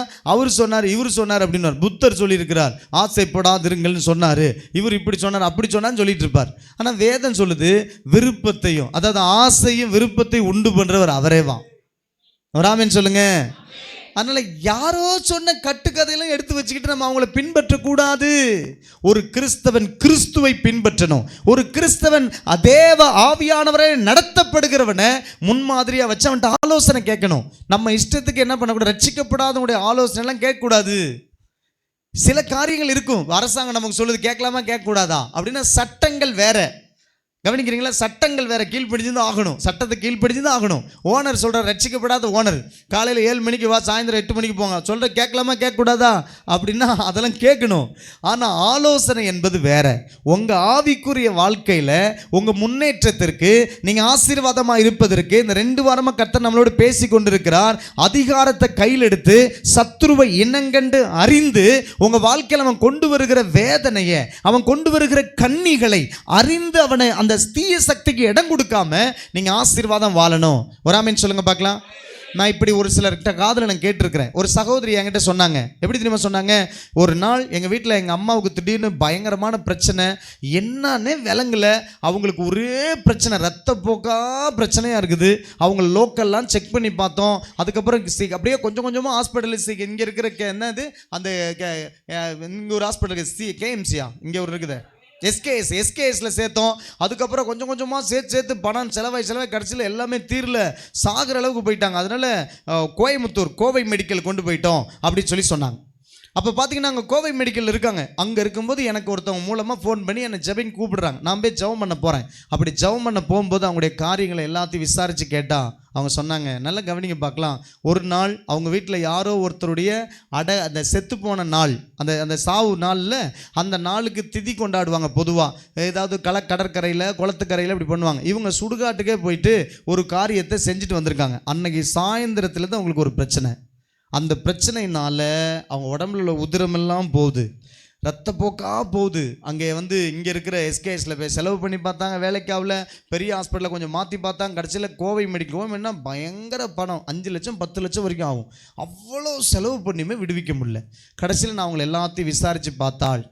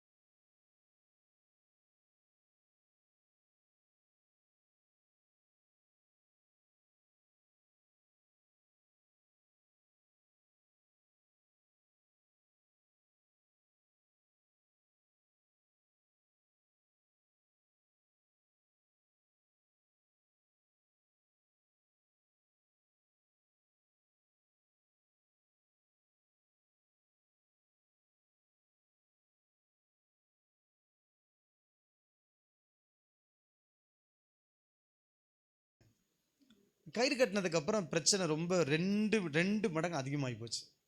அப்போ அதிகமான பிறகு என்ன ஆயிடுச்சுன்னா, இப்போ உயிருக்கு போராடுற சூழ்நிலை. அவங்க மகளை ஹாஸ்பிட்டலில் கூட இருக்காங்க. அவங்க மருமக அமெரிக்காவில் இருக்கார், படிச்சுட்டு இருக்கார், வேலை செஞ்சுட்டு இருக்கார். அவரும் அந்த சூழ்நிலை வந்திருக்கிறார். இப்போ நான் ஒரு இடத்துல போயிட்டு ஒரு கல்யாணத்துக்கு நான் போயிருக்கிறேன். அந்த கல்யாணத்தை அட்டன் பண்ணி முடித்த பிறகு என்னை வந்து அந்த கல்யாண மண்டபத்திலே வந்து காரில் வந்து பிக்கப் பண்ணிட்டாங்க ஜெபம் பண்ணுறதுக்காக. அப்போ நான் வழியில் போகும்போது பேசிட்டே போகிறேன். அங்கே போய் கேட்குறேன், எல்லாம் கேட்குறேன், என்ன பிரச்சனை அலசி பார்த்தா அவங்க வாழ்க்கையில் முதல் தவறு சுடுகாட்டில் போய் ஒரு பூஜை பண்ணது. ரெண்டாவது தவறு அதுக்கு குறுக்கு வழியில் அதுக்கு ஆலோசனை தேடிக்கிட்டது. இந்த ரெண்டும் அவங்க வாழ்க்கையில் பயங்கரமான கண்டே பிடிக்க முடியல. டாக்டரால் கண்டே பிடிக்க முடியல. அந்த பிரச்சனை என்னன்னு கண்டே பிடிக்க முடியல. இங்கே பக்கத்தில் ஜான்சன் பேட்டை இருக்குது. இங்கே ஒரு சகோதரி இதே போல் திடீர்னு பேய் பிடிச்சிக்கிச்சு. பேய் பிடிச்சதுலேருந்து என்ன பண்ணால் ஒரு நாள் கிட்டத்தட்ட அவங்களுக்கு வந்து ஒரு நாள் முழுசும் 24 மணி நேரம் ஆயிடுச்சு. கிட்டத்தட்ட ஒரு நாள் ஆரம்பித்து அடுத்த நாள் கிட்டத்தட்ட ஆக போகுது. அவ்வளோ நாள் வரைக்கும் என்ன பண்ணல, அவங்க வாழ்க்கையில் பயங்கரமான குழப்பம், பிரச்சனை, உருளுது பிறழுது, இருக்க விடல, பெரிய ரணகலம். அப்போ வந்து பார்த்தீங்கன்னா ஒரு பிரதர் வந்து அவங்களுடைய தங்கச்சி தான். அந்த பிரதர் வந்து எனக்கு ஃபோன் பண்ணி தயவு செய்து வந்து ஒரு ஜெபம் பண்ண முடியுமா அப்படின்னார். நான் அவங்ககிட்ட கேட்டேன், என்ன பிரச்சனை? இந்த மாதிரி பிசாசு பிடிச்சிருக்கு. சரி, யாரையாவது ஜெபம் பண்ணிங்களா? பக்கத்தில் ஒருத்தரை கூப்பிட்டு ஜெபம் பண்ணோம், அவங்கள மிரட்டி துரத்திருச்சு அப்படின்னாங்க. அப்படின்னாங்க. இப்போ நமக்கு எப்படி இருக்கும்? நல்லா கவனிங்க பார்க்கலாம். ஆனால் நான் பயப்படல. நான் என்ன நினச்சேன், கவனிங்க பார்க்க, நீங்களும் தண்டராஜ் பற்றி இங்கே பாருங்க, கவனிங்க பார்க்கலாம். என்ன திரும்ப நான் ஜெபம் பண்ணேன். எப்படி திரும்ப ஜெபம் பண்ணேன்? ஆண்டவரே, நான் போகிறேன், அங்கே எனக்கு வேலையில் நீங்கள் வைக்கக்கூடாது. ஆண்டவர்கிட்ட கேட்டேன், ஆண்டவரே நீர் நல்லவர், நீர் வல்லவர். என்ன நான் ஏற்கனவே இங்கே ஜெபம் பண்ணி பயங்கர டயர்டில் இருக்கிறேன். இந்த அன்றைக்கி ஏதோ ஒரு லீடர்ஸ் மீட்டிங், அது முடிச்சு நைட்டு 10 மணிக்கு சாப்பிடல. இப்போ நான் போகிறேன். போகும்போது 10 மணிக்கு ஒரு வெயிட் பண்ணிட்டு இருக்காங்க. அப்போ நான் சொல்கிறேன், இப்போ நான் ரொம்ப டயர்டில் இருக்கேன். நான் அங்கே போய் பாட்டு பாடி மல்லு கட்டி பிடிச்சி ஆட்டி உலுக்கி நீ ஏந்திரி இந்த பாட்டை பாட்டுமா இதை சொல்லட்டுமா, இதெல்லாம் என்னால் முடியாது.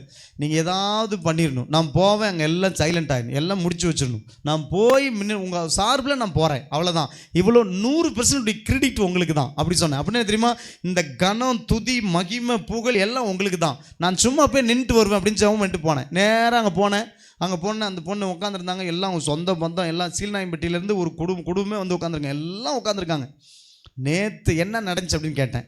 அப்போ கவனிங்க பார்க்கலாம். அவருடைய கணவர் இறந்துருக்காரு. அந்த கணவர் இறந்ததுக்கு இவங்க போயிட்டு இங்கே வலசியூர் பக்கத்தில் அது சுடுகாட்டில் போயிட்டு ஒரு சில பூஜை பண்ணியிருக்காங்க. அப்பையிலேருந்து அந்த குரலில் பேசுகிறாரு, அதே மாதிரி பேசுது. இப்போ எல்லாம் தங்கச்சி வீடு, அக்கா வீடு எல்லாம் அலறிட்டு கிடக்குறாங்க. வந்து குடும்பமே உட்காந்துருக்காங்க. அப்படியே கல்யாண வீடு மாதிரி ஃபுல்லாக இருக்குது. ஏன் கேட்குறீங்களே, சாப்பிட விட மாட்டேங்க, தூங்க விட மாட்டேங்க, நைட்லாம் விடிய விடிய விடிய விடிய தூங்கலை அப்படின்னு சொல்லிட்டு இருக்காங்க. எல்லாம் காலையிலேருந்து மறுபடியும் சாயந்தரம் ஆயிடுச்சு. அடுத்த நாள் நைட்டு வரப்போகுது. இப்போ தான் நான் போகிறேன். அப்போ நான் போகும்போது என்ன தெரியுமா, இங்கேருந்து ஜெபம் மட்டும் போனேன் இல்லையா, நேராக போனேன், வண்டி நிறுத்தினேன். உள்ள வாங்க தோத்துறேன் நாங்கள் எல்லாம் உள்ளே போனேன். உட்காந்துருந்துச்சு.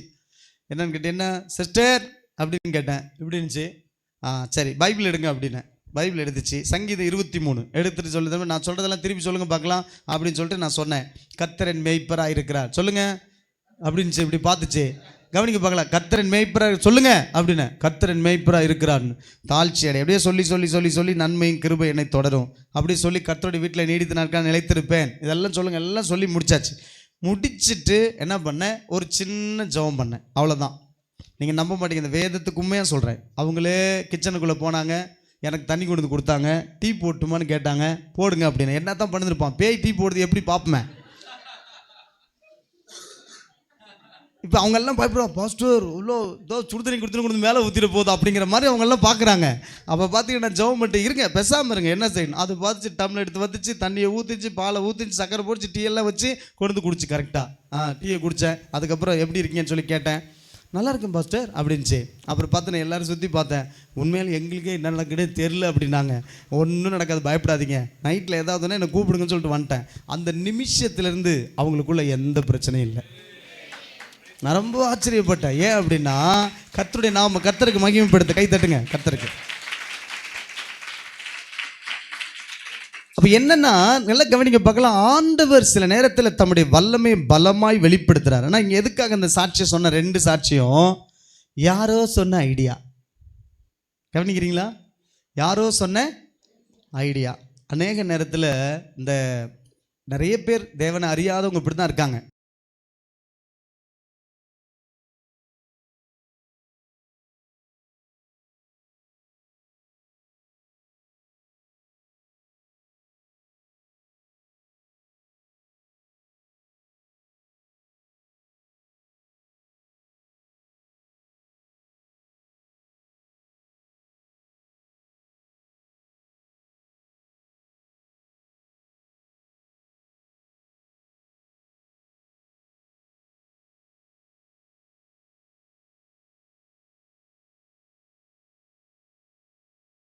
அந்த அதிகாரத்தை நீங்க பயன்படுத்தும்படி உங்களுக்கு ஆசாரியர் ராஜாக்களும் தெரிஞ்சுக்கிட்டார். போன வாரத்தில் பார்த்தோம். இந்த வாரத்தில் சாத்தானை ஜெயித்து வாழணும். இன்னொன்று, அந்த சாத்தானை ஜெயித்து வாழணும்னா துன்மார்க்குடைய ஆலோசனை நடக்கக்கூடாது, பாவிகளுடைய வழியில நம்ம நிற்கக்கூடாது.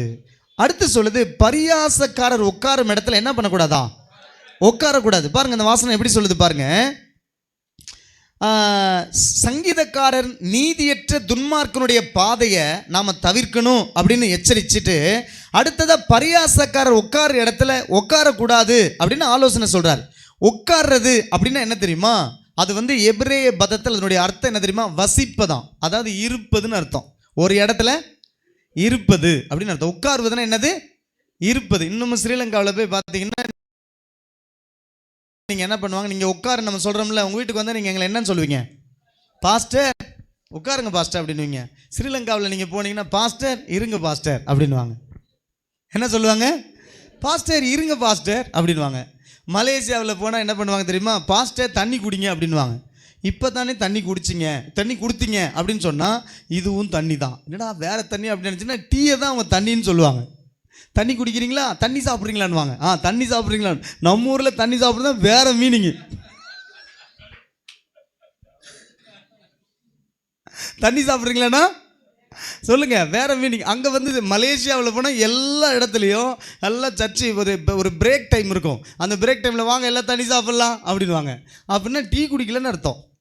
ஸோ அது மாதிரி ஸ்ரீலங்காவில் உட்காருங்கன்னு சொல்கிறது இருங்க அப்படின்னு சொல்லுவாங்க. அப்போ இங்கே என்னன்னா, பரியாசக்காரன் இடத்தில் உட்காரும் இடத்துல நீ உட்காராதே அப்படின்னா இருக்காதேன்னு அர்த்தம். அங்கே இருக்காதே அப்படின்னு அர்த்தம். அதுக்கு பதிலாக நம்ம என்ன பண்ணுமா பாருங்க, தேவனை பரியாசம் பண்ணுறவங்களுடைய ஆலோசனை கேட்குறதும் அப்படிப்பட்டவங்களுடைய சகவாசத்தை நம்ம கொள்றதும் நமக்கு தவறான ஒரு பாதை கொண்டு போயிடுன்னு சொல்லி சங்கீதக்காரன் நமக்கு எச்சரிக்கிறார். அவங்க கூட நீங்கள் நட்பு கொள்றீங்க அப்படின்னா உங்களுடைய ஆவிக்குரிய வாழ்க்கையில் தோல்வியின் பாதையில் நீங்கள் போயிட்டுருக்கீங்கன்னு அர்த்தம்.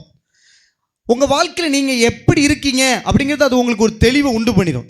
நம்ம அவங்க பாதையில் போகிறோமா அப்படின்னு சொல்லி. பரியாசக்காரனுடைய வழியை பின்பற்றாமல் அவங்க கூட நம்ம அவங்களோட இருந்து பழகாமல் வேற விதத்தில் சொல்லணும் அப்படின்னு சொன்னால், துன்மார்க்கர் உங்களை அழைத்து செல்கிற இடத்துக்கெல்லாம் நீங்கள் போகாமல் அவங்களுடைய மாதிரியை நீங்கள் பின்பற்றாமல் உங்களுடைய நண்பர்களின் வற்புறுத்துதலுக்காக உங்களுடைய கொள்கையை விட்டுட்டு நம்ம இருக்கிறது தான் சில நேரத்தில் இந்த காரியத்தினுடைய அர்த்தம். சில நேரத்தில் நம்ம மகிழ்ச்சியாக இருக்கணுங்கிறதுக்காக சொந்தக்காரங்க சொல்கிற மாதிரிலாம் செஞ்சுருவோம். என்ன கவனிக்கிறீங்களா? சினிமாவில் கொஞ்ச நேரம் உட்காருங்கன்னா இருந்துருவோம்.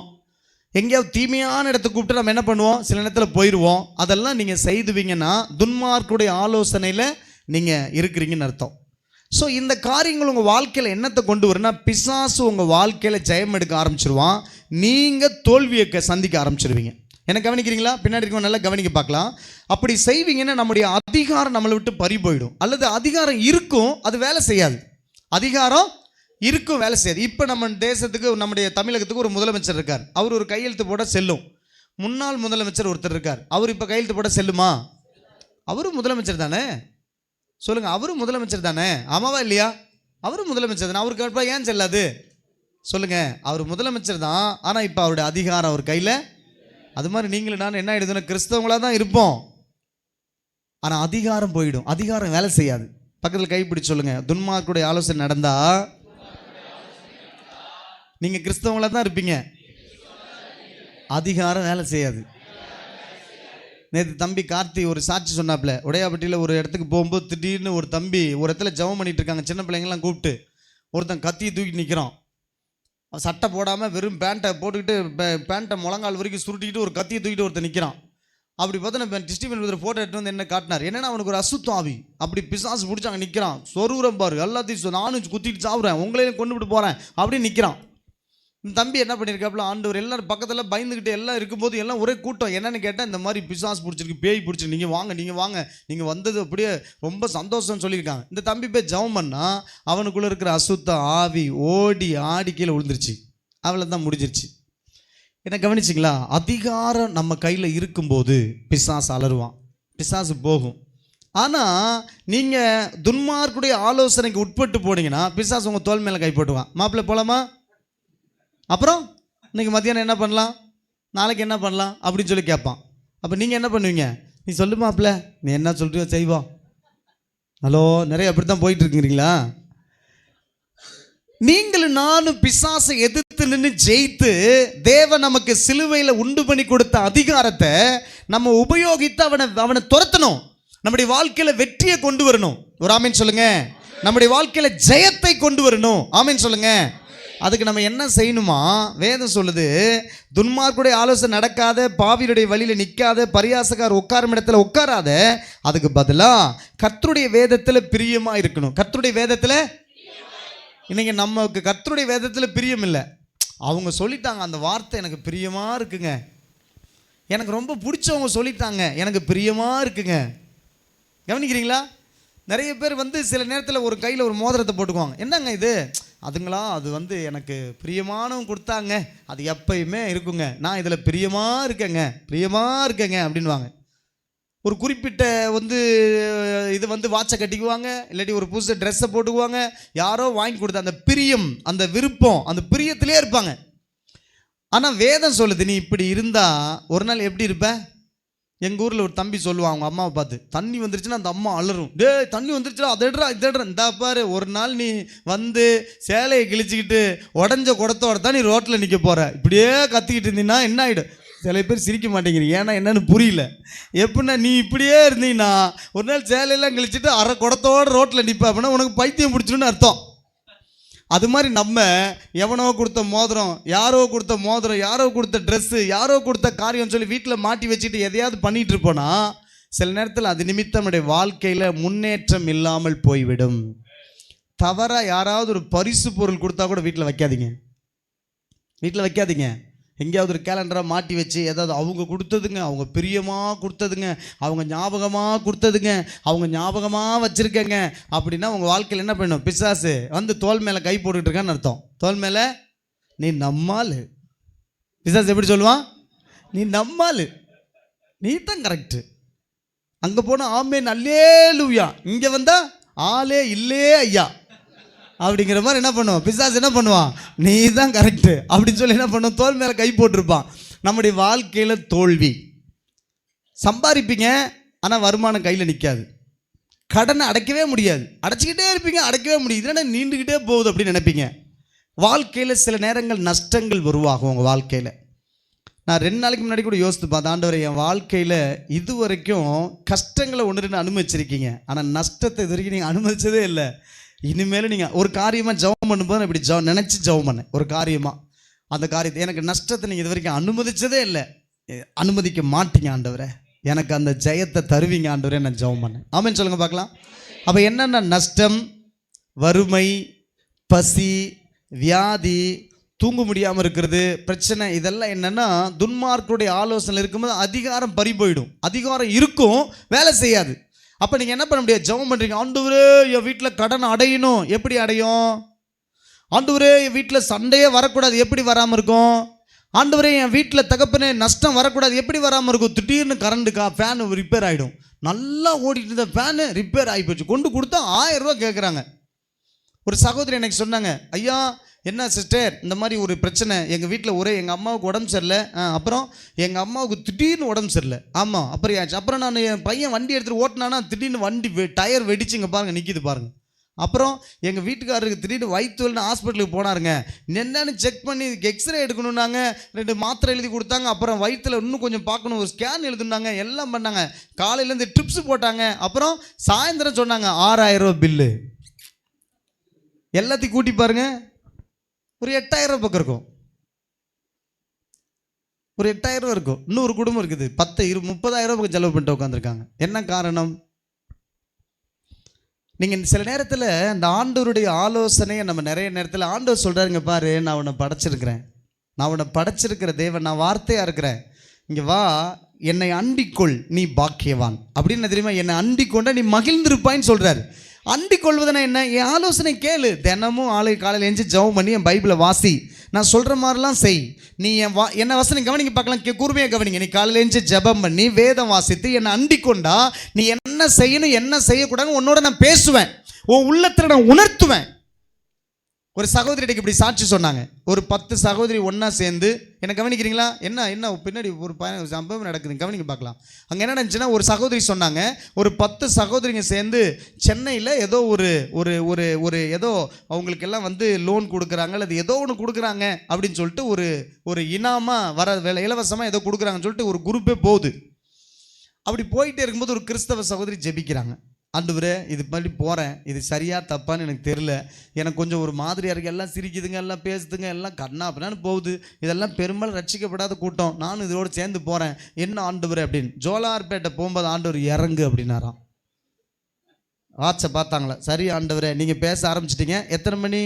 நைட்டு 12:30 மணி. எத்தனை மணி?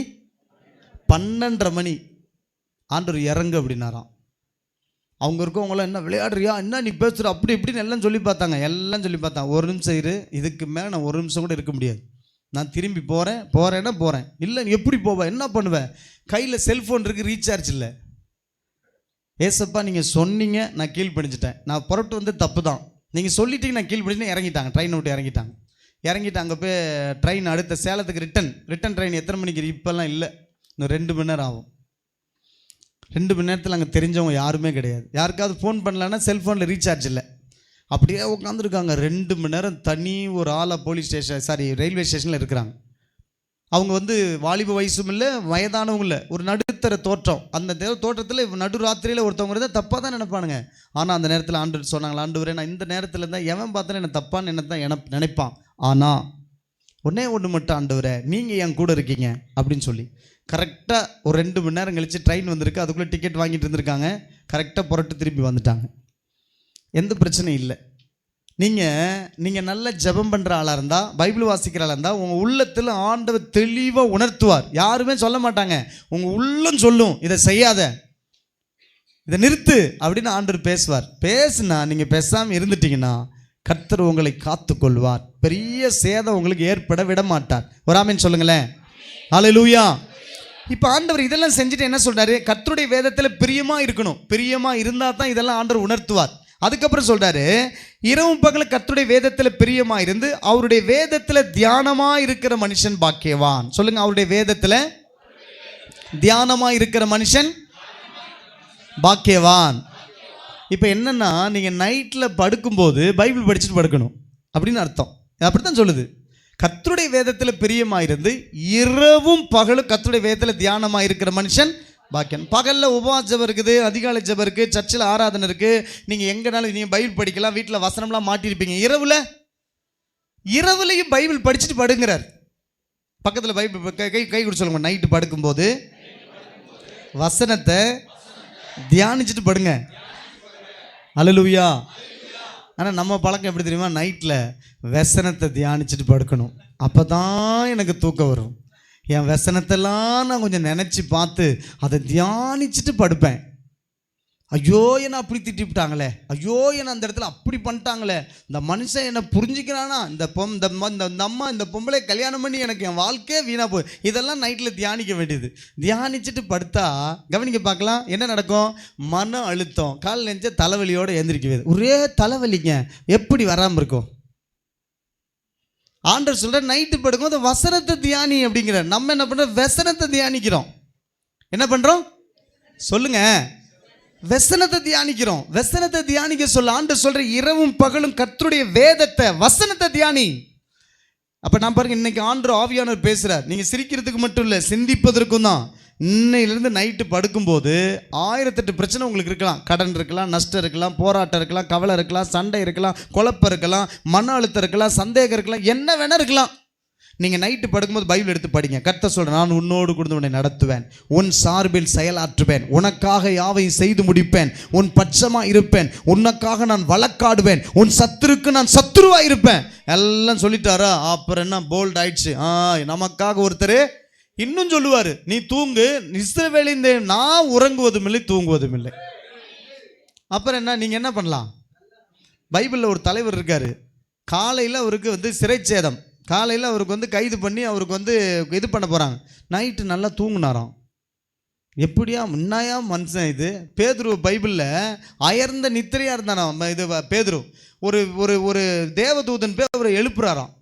ஜெயிலில் இருக்கும்போது எப்படிங்க தூக்கம் வரும் சொல்லுங்க? நாளைக்கு தண்டனை, நாளைக்கு விசாரிக்க போகிறாங்க. விசாரித்தா தூக்கு தண்டனை கிடைக்கலாம், என்ன வேணால் கிடைக்கலாம். விசாரிக்க போகிறாங்க. இன்றைக்கி காவலில் வைங்க, நாளைக்கு விசாரிக்க போகிறாங்க. இன்றைக்கி அவர் தூங்குனாராம். நீங்கள் கொஞ்சம் யோசித்து பாருங்கள், என்னையா ஆளாக இருப்பான். காலையில் விசாரிக்க போது நைட்டு தூங்குறானே. அதுவும் ஜெயிலில் என்ன அவர் ரெகுலராக படுக்கிற படுக்கையாக இருக்கும். இந்த ஃபேனை போடு, நம்மளாம் சொல்லுவோம் பார்த்தீங்களா, அந்த ஃபேனை போடு, இந்த குட் நைட்டை போடு, இங்கே தண்ணி கொண்டு வந்து வை, தலைவாணி பத்தில் இன்னொரு தலைவாணி கொண்டா, இந்த மெல்லிஸாக இருக்க அந்த பெட்ஷீட்டை என் மேலே போத்தி விடு, நீ என்னன்னாலும் சொல்லுவோம். என்ன பாஸ்டர் எல்லாத்தையும் சொல்லிட்டீங்களே கரெக்டாக அப்படின்னா, பொதுவாக எல்லா வீட்லையும் இப்படி தான் நடக்குது. இப்போ பேதுருக்கு அங்கே இதெல்லாம் இருந்திருக்குமா சொல்லுங்கள்?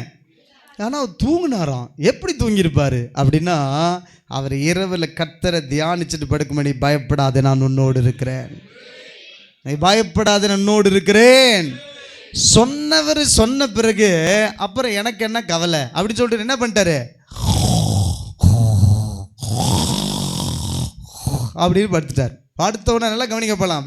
நடு ராத்திரியில் ஒருத்தர் என்ன பண்ணாராம், ஒரு தேவ தூதன் வந்து விழாவில் தட்டி எழுப்பினாராம். எங்கே தட்டி எழுப்பினாராம்? விழாவில் தட்டி எழுப்பினார். எழுப்பிட்டு என்ன பண்ணுறான், அப்படி ஏஞ்சிக்கிறாரு. உன் அறையை கட்டிக்கொள் அப்படின்னு. என்ன தெரியுமா, உன்னுடைய இடுப்பில் இருக்கிறது என்ன பண்ணு, அந்த அங்கி பறக்கும்ல, இப்படி பறக்கும். அப்படி பறக்காமல் இருக்கிறதுக்கு ஒரு துண்டை போட்டு கட்டிக்கோ, அப்போ தான் பெல்ட். அதுதான் அப்போ ஒரு துண்டை எடுத்து அறை கட்டிக்கோ. அப்புறம் என்ன புறப்படுறாரு, உன்னுடைய மேலே அங்கேயே போத்திக்கோ, மேலே அங்கேயே மாட்டிக்கிட்டார். அதுக்கப்புறம் ஓம்பா செருப்பு போடுப்பா அப்படிங்கிறாரு. யாரு? தேவதூதன். நம்ம ஆண்டவர் எப்படிப்பட்ட ஆண்டவர் தெரியுமா? செருப்பை போட்டுக்கோ, நான் அவனை வெளியில் கூட்டு போகிறேன். அவங்க புரட்டோன சிறைச்சாலை கதவு திறந்ததான், அடுத்த கதவும் திறந்ததான். அவங்க வெளியில் புரட்ட அந்த வீதியிலேயே போனாங்களாம். அப்படியே அது வரைக்கும் அங்கே உள்ளவங்களுக்கு தெரியல. ஏன் தெரியுமா? தேவ ஆவியானவர் உன்னை நடத்துவாரே, ஆனால் உன்னை எவ்வளோ பெரிய நெருக்கத்தினிடலும் உனக்கு தூக்கத்தை கர்த்தர் கொடுப்பார். பைபிளில் வசனம் கர்த்தர் நமக்கு பிரியமானவருக்கு நித்திரை அளிக்கிறாராம். ஆமென் சொல்லுங்க. இப்போ ஒரு இடத்துல சர்ச்சில் என்ன பண்ணாங்களோ, மெசேஜ் கொடுத்துட்டு இருக்கும்போது ஒரு சகோதரி அப்படி முக்காடு அப்படி இழுத்து விட்டுட்டு அப்படி நான் என்ன பண்ண எனக்கு நீங்கள் பார்க்கலாம், என்னடா எனக்காக சிஸ்டர் அம்மா நிறுத்துங்க, எனக்காக இப்போல்லாம் ஜெபம் பண்ணாதீங்க, நீங்கள் வீட்டில் போய் ஜெபம் பண்ணுங்க, இப்போ எனக்காக நீங்கள் ஜெபம் பண்ணக்கூடாது அப்படின்னு சொல்லியிருக்காங்க. அப்படின்னு ஏன் தெரியுங்க, என்னம்மா பண்ணுறீங்க? ஐயா எனக்கு தூக்கம் வந்துருச்சிங்கய்யா. எப்படிமா உங்களால் தூங்க முடியுது அப்படின்னு அந்த அம்மா சொல்லலாம். கர்த்தர் தமக்கு பிரியமானவருக்கு நித்திரை அளிக்கிறான்னு பைபிள் சொல்லுது பாஸ்டர். சர்ச்சில் தூங்கிட்டு என்ன சொல்கிறது, கர்த்தர் தமக்கு பிரியமானவருக்கு நித்திரை அளிக்கிறாரா? பாருங்க, இது மாதிரி சில நேரத்தில் நமக்கு பகலில் தான் பொதுவாக சர்ச்சில் தூக்கம் வருது. ஆனால் பேதுருக்கும் நைட்டில் தூக்கம் வந்திருக்கு. அதுவும் காலையில் பிரச்சனை, படுக்கும்போதே பிரச்சனையோடு தான் படுக்கிறான், ஆனால் தூக்கம் வருது. 1000 பிரச்சனை இருந்தாலும் உனக்கு ஆண்டவர் சமாதானத்தை கொடுப்பார். நீங்கள் விசுவாசிக்கிறீங்களா? ஒரு ஆமென் சொல்லுங்க. ஹல்லேலூயா. அப்போ கர்த்தருடைய வேதத்தில் நீங்கள் தியானமாக இருக்கணும். ஆமென் சொல்லுங்க பார்க்கலாம். அப்படி தியானமாக இருக்கும்போது உங்கள் வாழ்க்கையில் என்ன நடக்கும் அப்படின்னா, ஆண்டவர் என்னை வந்து பார்த்துக்கிட்டே இருக்கிறாரு அப்படின்னு சொல்லி அர்த்தம். கர்த்தருடைய வேதத்தில் பிரியமாக இரவும் பகலும் அதை தியானிக்கிற மனுஷன் பாக்கியவான் அப்படின்னு அவன் மகிழ்ந்திருப்பான்னு மீனிங்கா. அதனுடைய மீனிங் என்னது? மகிழ்ந்திருப்பான்னு அர்த்தமா. ஒரு வசனத்தை வாசிங்க, நான் முடிக்க போகிறேன். சங்கீதம் 34:15 வாசிங்க. சங்கீதம் 34:15. கர்த்தருடைய கண்கள் நீதிமான்கள் மேல் நோக்கமாயிருக்கிறது. அவருடைய செவிகள் அவருடைய கூப்பிடுதலுக்கு திறந்திருக்கிறது. என்ன கவனிங்க பார்க்கலாம். கர்த்தருடைய கண்கள் நீதிமான்கள் மேல் நோக்கமாயிருக்கிறது. நீங்க இரவும் பகலும் கர்த்தருடைய வேதத்தில் தியானமா இருந்தா யாரா இருப்பீங்க தெரியுமா? கவனிங்க பார்க்கலாம். வேதத்தை கவனிங்க பார்க்கலாம். யாரெல்லாம் கர்த்தரை சார்ந்து வாழ்றாங்களோ, இதோட நான் முடிக்க போறேன். நிறைய இருக்குது எனக்கு, நான் அவ்வளவு எடுக்கல. இன்னும் ஒரே ஒரு வருஷம் தான் எடுத்திருக்கிறேன். அந்த ஒரு வருஷத்தோட முடிக்கிறேன் நான். உங்களுக்கு நல்லா கவனிக்க பார்க்கலாம். எனக்கு கூர்மையாக கவனிங்க. ஒரு வருஷம் வேதத்தில் ஆபிரகாம் தேவனை விசுவாசித்தாராம். அதனால ஆண்டவர் அதை அவனுக்கு நீதியா எண்ணினாராம். ஒரு ஆமென் சொல்லுங்க. ஆண்டவர் அவனுக்கு அதை என்ன பண்ணாரா? நீதியா எண்ணினார். இங்க வசனம் சொல்லுது, நல்ல கவனிங்க பார்க்கலாம். கர்த்தருடைய கண்கள் நீதிமான்கள் மேல் நோக்கமா இருக்கிறது. யார் மேல் நோக்கமா இருக்கு? நீதிமான்கள் மேல் நோக்கமா இருக்கு. அவங்களுடைய செவிகள், அவருடைய செவி இந்த நீதிமான் கூப்பிடும்போது திறந்திருக்கான். உங்க ஜெபத்துக்கு பதில் வரணும்னா நீங்க நீதிமானா இருக்கணும். யார் நீதிமான? கர்த்தரை சார்ந்து இருக்கிறவன் நீதிமான் பைபிள் சொல்லுது. ஆபிரகாம் கர்த்தரை சார்ந்து இருந்தானா, விசுவாசிச்சானா, அதை நீதியா எண்ணாரா. சார்ந்து இருப்பதுன்னா என்ன? அதை தான் உங்களுக்கு சொன்னேன். கர்த்தருடைய வேதத்துல பிரியமா இருக்கணும், இரவும் பகலும் கர்த்தருடைய வேதத்துல தியானமா இருக்கணும், கர்த்தரோட உறவுல இருக்கணும். அப்படி இருந்தா நீங்க நீதிமான். அப்படி இருந்தா நீங்க என்னவது? நீதிமான். அப்படி நீதிமானா நீங்க இருக்கும்போது நீங்க கூப்பிட்டா ஆண்டவர் உங்களுக்கு அவருடைய செவி உங்களுக்காக திறந்திருக்குமா? அதை மட்டும் சொல்லல, நீங்க எப்பயும் கர்த்தர் மேல கண்ணை வச்சிருப்பனால அவர் சொல்றாரு, நான் கர்த்தருடைய என்னுடைய கண்கள் நீதிமான்கள் மேல் நோக்கமா இருக்கு. உங்களுக்கு என்ன பிரச்சனை வந்தாலும் ஆண்டவர் பார்த்துக்கிட்டே இருப்பாராம். அல்லேலூயா. உங்களுக்கு என்ன தீங்கு வர விட மாட்டார். உங்களை தீங்கு வர விட மாட்டார். உங்கள் வாழ்க்கையில் வருகிற காரியத்தை கவனிச்சு, நம்ம பிள்ளைங்க விளையாடும் போது பாருங்கள், நீங்கள் ஒரு இடத்துல உட்காந்து பூங்காவில் போய் பாருங்கள், பிள்ளைங்க விளையாடும் போது ஒரு இடத்துல உட்காந்துருவீங்க. என்ன தான்னாலும் என்ன பேச்சு பக்கத்தில் பேசினாலும் உங்கள் பிள்ளையை பார்த்துட்டே இருப்பீங்க. அது எங்கெல்லாம் ஓடுது, என்ன பண்ணுது அப்படின்னு சொல்லி. ஒரு குறிப்பிட்ட பொதார்கிட்ட போது, டேய் அங்கே போவாத அப்படின்வாங்க. அப்புறம் இந்த போய் திரும்பிட்டானா அப்புறம் சொல்லுங்க, அப்படிங்களாங்க, அப்படிங்க, அப்படியா, அப்படிங்க, அப்படிங்க அப்படின்னு அங்கே போய் ஒருத்தன் கம்பியில் ஏறுவான். நம்மால் எனக்கு மேலே, டேய் மேலே ஏறாத அப்படின்னு என்ன பண்ணுற, கீழே இறங்கிடுவான். அதுக்கப்புறம் சொல்லுங்க, அப்படிங்க, இப்படிங்க அப்படின்னு சொல்லிட்டே இருப்போம். அதுக்கடுத்து என்ன பண்ணுவான், எங்கேயோ ஒரு பொந்துக்குள்ளே கையை விடும், டேய் கையை விடாத அப்படின்வோம். அப்போ என்னன்னா, நம்ம என்னதான் பேசி கொண்டிருந்தாலும் நம்முடைய பிள்ளை தீமையான காரியத்தை செய்யறதுக்கு எங்கேயாவது ஒரு காரியம்னா நம்ம கண்ணை அவங்க மேலேயே வச்சிருக்கிறோம். உட்காந்துருக்கிறது இங்கே, நம்ம கண்ணு எங்கே இருக்கு? நம்ம பிள்ளை மேலே இருக்கு. 1000 பேர் அந்த இடத்துல அந்த பூங்காவில் வந்திருந்தாலும் நம்முடைய கண்கள் நம்ம பிள்ளை மேலே இருக்கும். டே அங்கே போவாத, டே அதை தொடாத, டே அதை எடுக்காத அப்படின்னு சொல்லுவோம். அதுபோல ஆண்டவர் சொல்றாரு, கர்த்தருடைய கண்கள் கர்த்தரை சார்ந்திருக்கிற நீதிமான்கள் மேல் நோக்கமா இருக்கிறதா. கர்த்தருடைய கண்கள் நீதிமான்கள் மேலே, சத்தமா சொல்லுங்க, நீதிமான்கள் மேல் நோக்கமா. யார் நீதிமான்? கர்த்தருடைய வேதத்துல பிரியமா இருக்கிறவன், இரவும் பகலும் கர்த்தருடைய வேதத்துல தியானமா இருக்கிறவன், அவன் தான் நீதிமான். அவன் மேல கர்த்தருடைய கண் நோக்கமாவே இருக்குமா. அவனுக்கு தீங்கே வரவிட மாட்டார். ஏதாவது ஒரு சேட்டை பண்ணிட்டான், அப்படியே பண்ணிட்டான்னு வச்சுங்க, பண்ணிட்டு ஆண்டவரே அப்படின்னு கூட்ட அவருடைய செவி அவனுக்கு திறந்திருக்குமா. இவன் என் வசனத்தையே கவனிக்கிறான், என் வசனத்தை கவனிக்கிறான், என்ன தியானிக்கிறான், என்னையே நினைச்சிட்டு இருக்கிறான் அப்படின்னு சொல்லி. அப்படி இருக்கும்போது தான் ஆண்டவர் நம்மை பாதுகாத்து நம்மை ஆசீர்வதித்து நடத்த முடியும். ஒரு ஆமென் சொல்லுங்க. ஹல்லேலூயா, ஹல்லேலூயா. ஸோ நம்முடைய வாழ்க்கையில் எப்போதும் ஒரே ஒரு வசனத்தை மட்டும் வாசிக்கிறோம். 123:1-2 மட்டும் வாசிங்க, முடிக்கிறேன். சங்கீதம் 123:1-2. சங்கீதம் 123:1-2. இதுக்கு ஏற்ற ஒரு வசனம், அந்த ஒரு வசனத்தை மட்டும் வாசித்து நம்ம முடிக்கலாம். சங்கீதம் 123:1-2 எடுத்துட்டீங்களா? சீக்கிரம் வாசிக்கமா. பக்கம் 751. 751வது பக்கம், சங்கீதம் 123:1-2. பரலோகத்தில் வாசமாயிருக்கிற, பரலோகத்தில் வாசமாயிருக்கிறவரே, உம்மிடத்திற்கு என் கண்களை ஏறெடுக்கிறேன். என்னவா? உம்மிடத்திற்கு என் கண்களை ஏறெடுக்கிறேன். இதோ இதோ வேலைக்காரரின் கண்கள், வேலைக்காரரின் கண்கள் தங்கள் எஜமான்களின் கையை, தங்கள் எஜமான்களின் கையை நோக்கி இருக்குமா போலவும், நோக்கி இருக்குமா போலவும், வேலைக்காரியின் கண்கள், வேலைக்காரியின் கண்கள் தன் எஜமாட்டியின் கையை, தன் எஜமாட்டியின் கையை நோக்கி இருக்குமா போலவும், நோக்கி இருக்குமா போலவும், எங்கள் தேவனாகிய கர்த்தர், எங்கள் தேவனாகிய கர்த்தர் எங்களுக்கு இரக்கம் செய்யும், எங்களுக்கு இரக்கம் செய்யும் வரைக்கும் எங்கள் கண்கள், எங்கள் கண்கள் அவரை நோக்கி இருக்கிறது, அவரை நோக்கி இருக்கிறது. ஒரு ஆமென் சொல்லுங்க. என்னன்னு புரிஞ்சு சொல்றீங்களா? ஆமென். என்ன புரிஞ்சு சொல்றீங்களா? ஒரு வேலைக்காரனுடைய கண்ணு எஜமானுடைய கையையே பார்த்துட்டு இருக்குமா. எதுக்காக? அதை கொடுப்பாருனா. அப்படித்தான் நம்ம நினைக்கிறோம். அப்படி இல்லையா. அவர் எப்போ விரல் நீட்டி அந்த வேலை செய், இதை எடுத்துகிட்டு வா, அதை எடுத்துகிட்டு வா, என்ன பண்ணுற அப்படின்னு சொல்கிற போது வேலைக்காரனுக்கு என்ன கண்ணுனா அவருடைய கையையே பார்த்துட்டு இருப்பானா. என்ன சொல்கிறாரு, எந்த பக்கம் எதை எடுக்க சொல்கிறாரு, எதை பண்ண சொல்கிறாரு அப்படின்னு பார்க்குமா. அதெல்லாம் கரெக்டாக கிடைச்சா தான், முதல்ல ஒரு விரலுக்கு நம்ம பதில் சொன்னால் தான் 2-3 விரலில் நமக்கு கிடைக்கும். எத்தனை பேருக்கு புரியுது? ஒரு விரலில் அவர் சொல்கிறத நம்ம செஞ்சிட்டோம்னா அப்புறம் என்ன பண்ணுவார்? வேலை சொல்கிறது ஒரு விரலில் நமக்கு, ஆனால் கொடுக்கறது 3 விரலில் கொடுப்பார். என்ன பண்ணுவார்? எண்ணி கொடுப்பார். இந்தாப்பா வச்சுக்கப்பா அப்படின்வார். அப்போ வேலைக்காரருடைய கண்கள் எப்படியுமே எஜமானுடைய கையையே நோக்கி இருக்குமா. வேலைக்காரருடைய கண்கள் எஜமாட்டினுடைய கையை நோக்கி இருக்குமா. வேலைக்காரியுடைய கைகள், வேலைக்காரருடைய கண்கள் அப்போ ஓனர் அம்மா என்ன பண்ணுவாங்க, வேலை சொல்லுவாங்க, வேலையை செஞ்சிட்டோம்னா போகும்போது என்ன பண்ணுவாங்க, ஏதாவது ஒரு சாப்பாடு, ஏதாவது ஒரு ஒரு ஒரு ஒரு ப்ளவுஸ் பீஸு, ஏதாவது ஒரு காரியத்தை இந்த ஓனர் அம்மா என்ன பண்ணுவாங்க, வேலைக்காரிக்கு கிஃப்டாக கொடுப்பாங்க. அப்போ என்ன பண்ணுவாங்க, அந்த வேலைக்காரியோட கண்ணு எப்போ எஜமாட்டியோட கையையே பார்த்துட்டு இருக்குமா, அதுபோல் நாங்கள் எங்கள் தேவனாகிய கர்த்தரைய மேலேயே எங்களுடைய கண்கள் நோக்கமாக இருக்கிறது. ஒரு ஆமென் சொல்லுங்க. அதிகாரம் உங்கள் கையில் வேலை செய்யணும்னா உங்கள் கண்கள் ஆண்டவர் மேலே இருக்கணும். ஆமென் சொல்லுங்க. ஏன்னா அவர் சொல்ற என் கண்ணு நீதிமான் மேலேயே நோக்கமாக இருக்குங்கிறார். உங்கள் கண்ணு, ஹலோ, உங்கள் கண்ணு எது மேலே இருக்கணும், அவர் மேலே இருக்கும். ஃபாதர் இப்படி பாடுறாரு, என்ன தெரியுமா, ஆட்கள் மேலே கண்ணு போச்சுனா அம்போதான் ஓ அபிஷேகம்.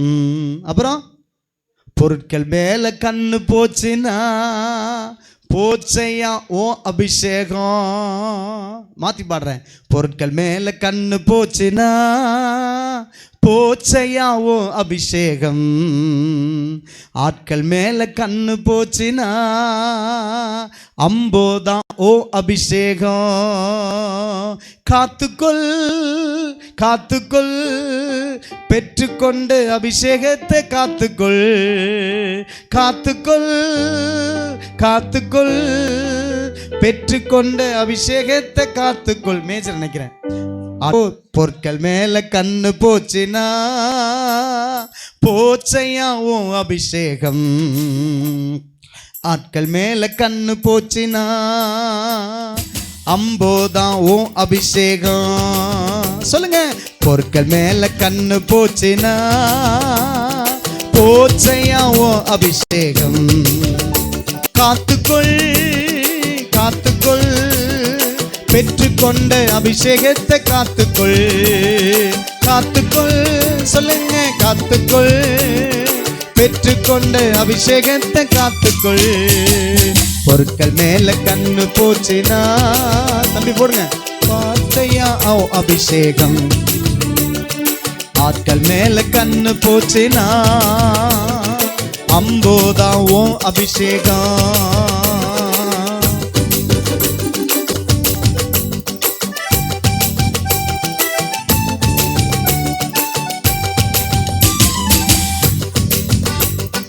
கூடுமே எல்லாம் கூடுமே உம்மால எல்லாம் கூடும். கூடாதது ஒன்றுமில்ல உம்மால் கூடாதது ஒன்றுமில்ல. கூடுமே எல்லாம் கூடுமே உம்மால எல்லாம் கூடும். கூடாதது ஒன்றுமில்ல உம்மால் கூடாதது ஒன்றுமில்ல.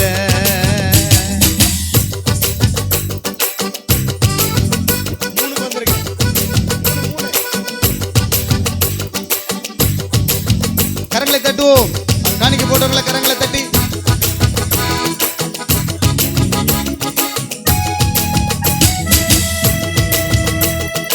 கடல் மீது நடந்தீரையா கடும் புயல் அடக்கினீரே.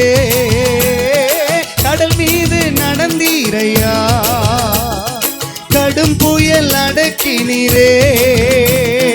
சாத்தானை ஒடுக்கினீரே சர்வ வல்லவரே.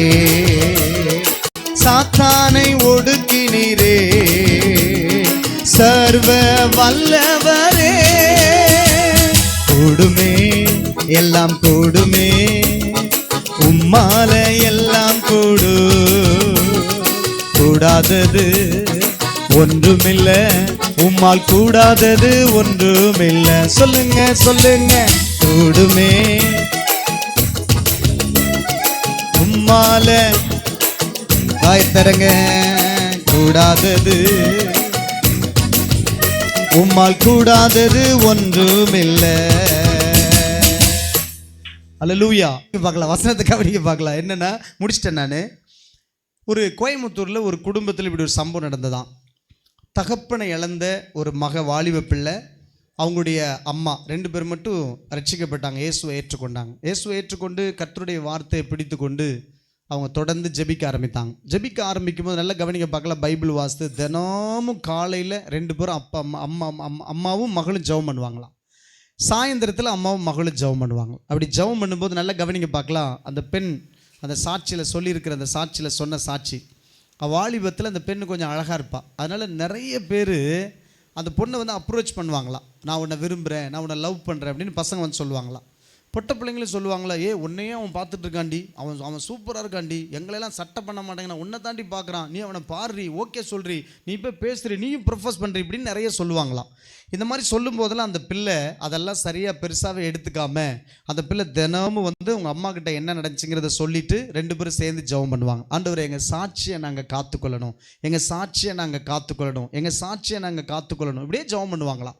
அப்போ அந்த பொண்ணு அழகாக இருப்பதுனால தினமும் இந்த பிரச்சனை வருமா, தினமும் எவனாவது ஒருத்தர் இப்படி ஃபாலோ பண்ணுவானா, பின்னாடி வந்து சொல்லுவானா, யார் மூலமாக சொல்லுவானா, இப்படியே அவங்க வீதியிலையும் நடக்கும், வெளியில் நடக்குமா, அப்படியே இருக்குமா. அந்த அம்மா அப்படியே ஜெபம் பண்ணுவாங்களா. கவனிங்க பார்க்கலாம். இப்படியே போயிட்டு இருக்கும்போது அவங்க தினமும் பைபிள் வாசித்து ஜெபம் பண்ணுவாங்க, காலையில் சாயந்தரம், காலையில் சாயந்தரம், காலையில் சாயந்தரம். இப்போ அந்த பிள்ளை அந்த சாட்சியில் சொல்லியிருக்கு, நானும் வாலிப பிள்ளை, எனக்குள்ளே இந்த ஹார்மோன் சுரக்கும் போது எனக்கும் ஒரு நல்லவனை பார்க்கும்போது நல்ல நேர்த்தியாக இருக்கவனை பார்க்க இப்படி தான் என் புருஷன் இருக்கணும்னு நினைக்கிற போது அந்த மாதிரி ஒருத்தனை பார்த்தா எனக்கு ஒரு ஈர்ப்பு உள்ள வருவதற்கான வாய்ப்பு இருக்கும் போதெல்லாம், இல்லை இது கர்த்தர் சொல்லலை, இவன் கிறிஸ்தவனும் இல்லை அப்படின்னு சொல்லி எனக்குள்ள ஒரு தடை போட்டு அது வேண்டான்னு சொல்லி அந்த நாட்டமே இல்லாமல் பண்ணது என்னுடைய சுய முயற்சி அல்ல, சுய கட்டுப்பாடு அல்ல. நான் தினமும் என் அம்மாவோட தினமும் காலையிலையும் சாயந்தரமும் நான் ஜெபிக்கிறதுனால என் உள்ளத்தில் கட்டுப்பாட்டின் ஆவியானவர் எனக்குள்ள எனக்கு ஒரு தேவையான காரியம் வந்தாலும் இது வேண்டான்னு தடுத்து நிறுத்தினாரு அப்படின்னு அந்த பிள்ளை சாட்சியாக எழுதியிருக்கா. சொல்லிட்டு முடிவில் என்ன நடந்துச்சுன்னா, அவங்க குடும்பம் கொஞ்சம் கஷ்டமான குடும்பம், ஏழ்மையான குடும்பம். ஏன்னா அவங்க அப்பா இல்லை, அவங்க அப்பா இல்லாதனால இந்த அம்மாவோட வயசானவங்க, அவங்களுக்கும் கொஞ்சம் உடம்பு முடியாதவங்க, அவங்க கொஞ்சம் கஷ்டப்பட்டு அப்படி இப்படி இந்த பிள்ளை படிக்க வைக்கிற சூழ்நிலை அவ்வளோதான். இப்போ ஒரு கல்யாணத்துக்கு ஏதாவது வரன்னு பார்த்தா கூட அவங்களால நகை போட்டு கல்யாணம் பண்ணி வைக்க முடியாது, ஏதாவது பார்த்து அவங்களுக்கு வந்து டௌரியாக எதுவும் கொடுக்க முடியாது. அப்போ சொந்தக்காரவங்களோ சக நண்பர்களோ பிள்ளைங்களோ என்ன சொல்லுவாங்களா, உங்கள் வீட்டில் காசு பணம் இல்லை, அவன் நல்ல வசதியாக இருக்காண்டி, அவன் உன்னை லவ் பண்ணுறேங்கிறா, நீ ஓகே சொன்ன செலவு இல்லாமல் கல்யாணம் பண்ணிக்கலாண்டி, என்னென்னமோ சொல்லுவாங்களாம். ஆனாலும் அந்த பிள்ளை அந்த காரியத்தில் ஒத்து போகாமல் கர்த்தர் மேலே நம்பிக்கையாக இருந்திருக்கிறான். இந்த நேரத்தில் சில நேரத்தில் சொந்தக்காரவங்க தெருவில் இருக்கவங்களாம் இதே காரியம் சொல்லுவாங்க, உங்கள் அம்மாவால் உன்னை கல்யாணம் பண்ணி கொடுக்க முடியாது, எப்போ பாரு பைபிளை தூக்கிட்டு போகிற, உனக்கு இருக்கிற ஒன்றே ஒன்று உன் அழகு தான், அவன் அழகை வச்சு யார் கிடைக்கணும் கல்யாணம் பண்ணிக்கோ, உனக்கு கல்யாணம்லாம் பண்ணி வைக்க முடியாது உங்கள் அம்மாவால் அப்படின்னு சொல்லி அப்படியே ஜெபம் பண்ணிகிட்டே இருந்தாங்களாம். பாருங்கள், ஒரு சமயத்தில் அவங்க இப்படி காலையில் சாயந்தரம் இப்படி ஜெபம் பண்ணிகிட்டே இருப்பாங்க. ஒரு நாள் ஒரு அலைன்ஸ் வந்துச்சான். அந்த அலைன்ஸ் வரும்போது நல்லா கவனிங்க பார்க்கலாம். இப்போது அந்த அலைன்ஸை பார்க்குறாங்க. அந்த அலைன்ஸை பார்க்கும்போது இந்த பிள்ளை ரொம்ப ஒழுக்கமாகவும், சபையில் பாஸ்டர்கிட்ட நல்ல பேர் வாங்கி பாஸ்டர்கிட்ட கெட்ட பேர் வாங்கக்கூடாது, சர்ச்சில் இருக்கிற மூப்பருங்கிட்ட கெட்ட பேர் வாங்கக்கூடாது அப்படின்னு இருந்து அந்த கல்யாணத்துக்கு ஓகே பண்ணும்போது இந்த பொண்ணு இந்த மாப்பிள்ளைகிட்ட பேசுகிறதோ அல்லது மாப்பிள்ளை பொண்ணுக்கிட்ட பேசுறது சம்மதிக்காமல் என்ன பண்ணிட்டாங்க, பாஸ்டர் மூலமாகவே பார்க்கும்போது ஓகே பண்ணுற ஒரு சூழ்நிலைக்கு வராங்க.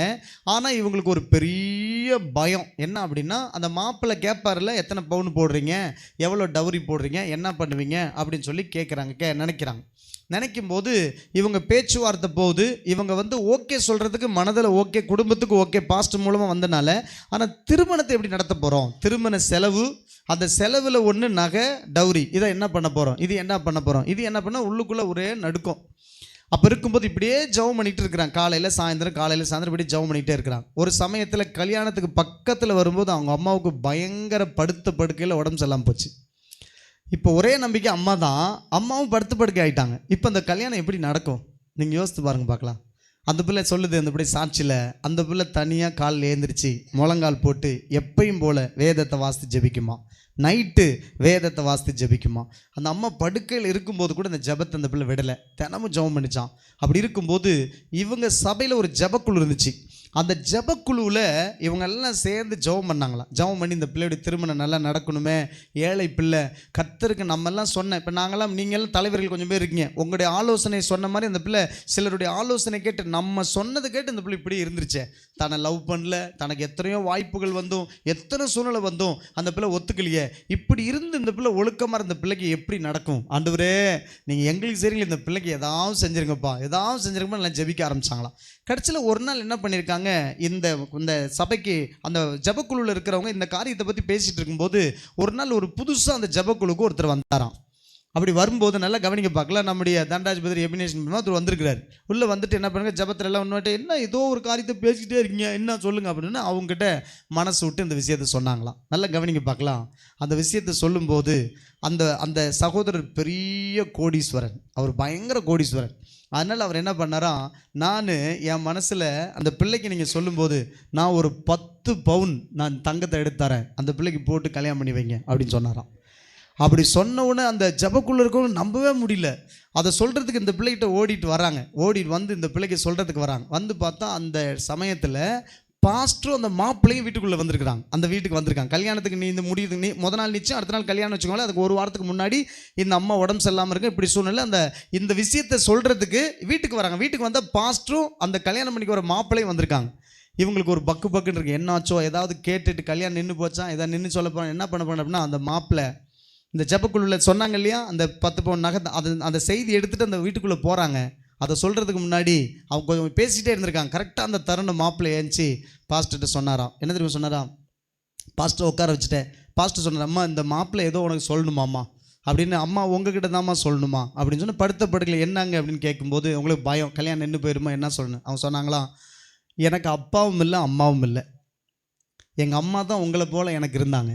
அவங்க தன்னுடைய இருக்கிற செல்வத்தெல்லாம் திரட்டி எனக்கு நல்லா படிக்க வச்சுறாங்க. நான் ஒரு அரசாங்க அதிகாரியாக நான் இருக்கிறேன். சின்ன வயசுலேயே நான் அரசாங்கம், எனக்கு 1 லட்ச ரூபா சம்பளம், எனக்கு சொந்த வீடு, காரு, நிலம் எல்லாம் இருக்குது. பாஸ்டர் உங்களுடைய பொண்ணை பற்றி சொன்னார். எங்கள் அம்மா சாகும்போது என்கிட்ட ஒரு வார்த்தை சொன்னாங்க, நீ எப்போ கல்யாணம் பண்ணாலும் ஒரு ஏழை பெண்ணை தான் நீ கல்யாணம் பண்ணணும். ஏன் அப்படின்னா உனக்கு நானும் அப்பாவோ இல்லை, அந்த இடத்த புரிஞ்சு நடந்துக்க ஒரு ஏழை பெண்ணால் தான் முடியும், இதனுடைய ஆலோசனை சொல்லிட்டு போனாங்க.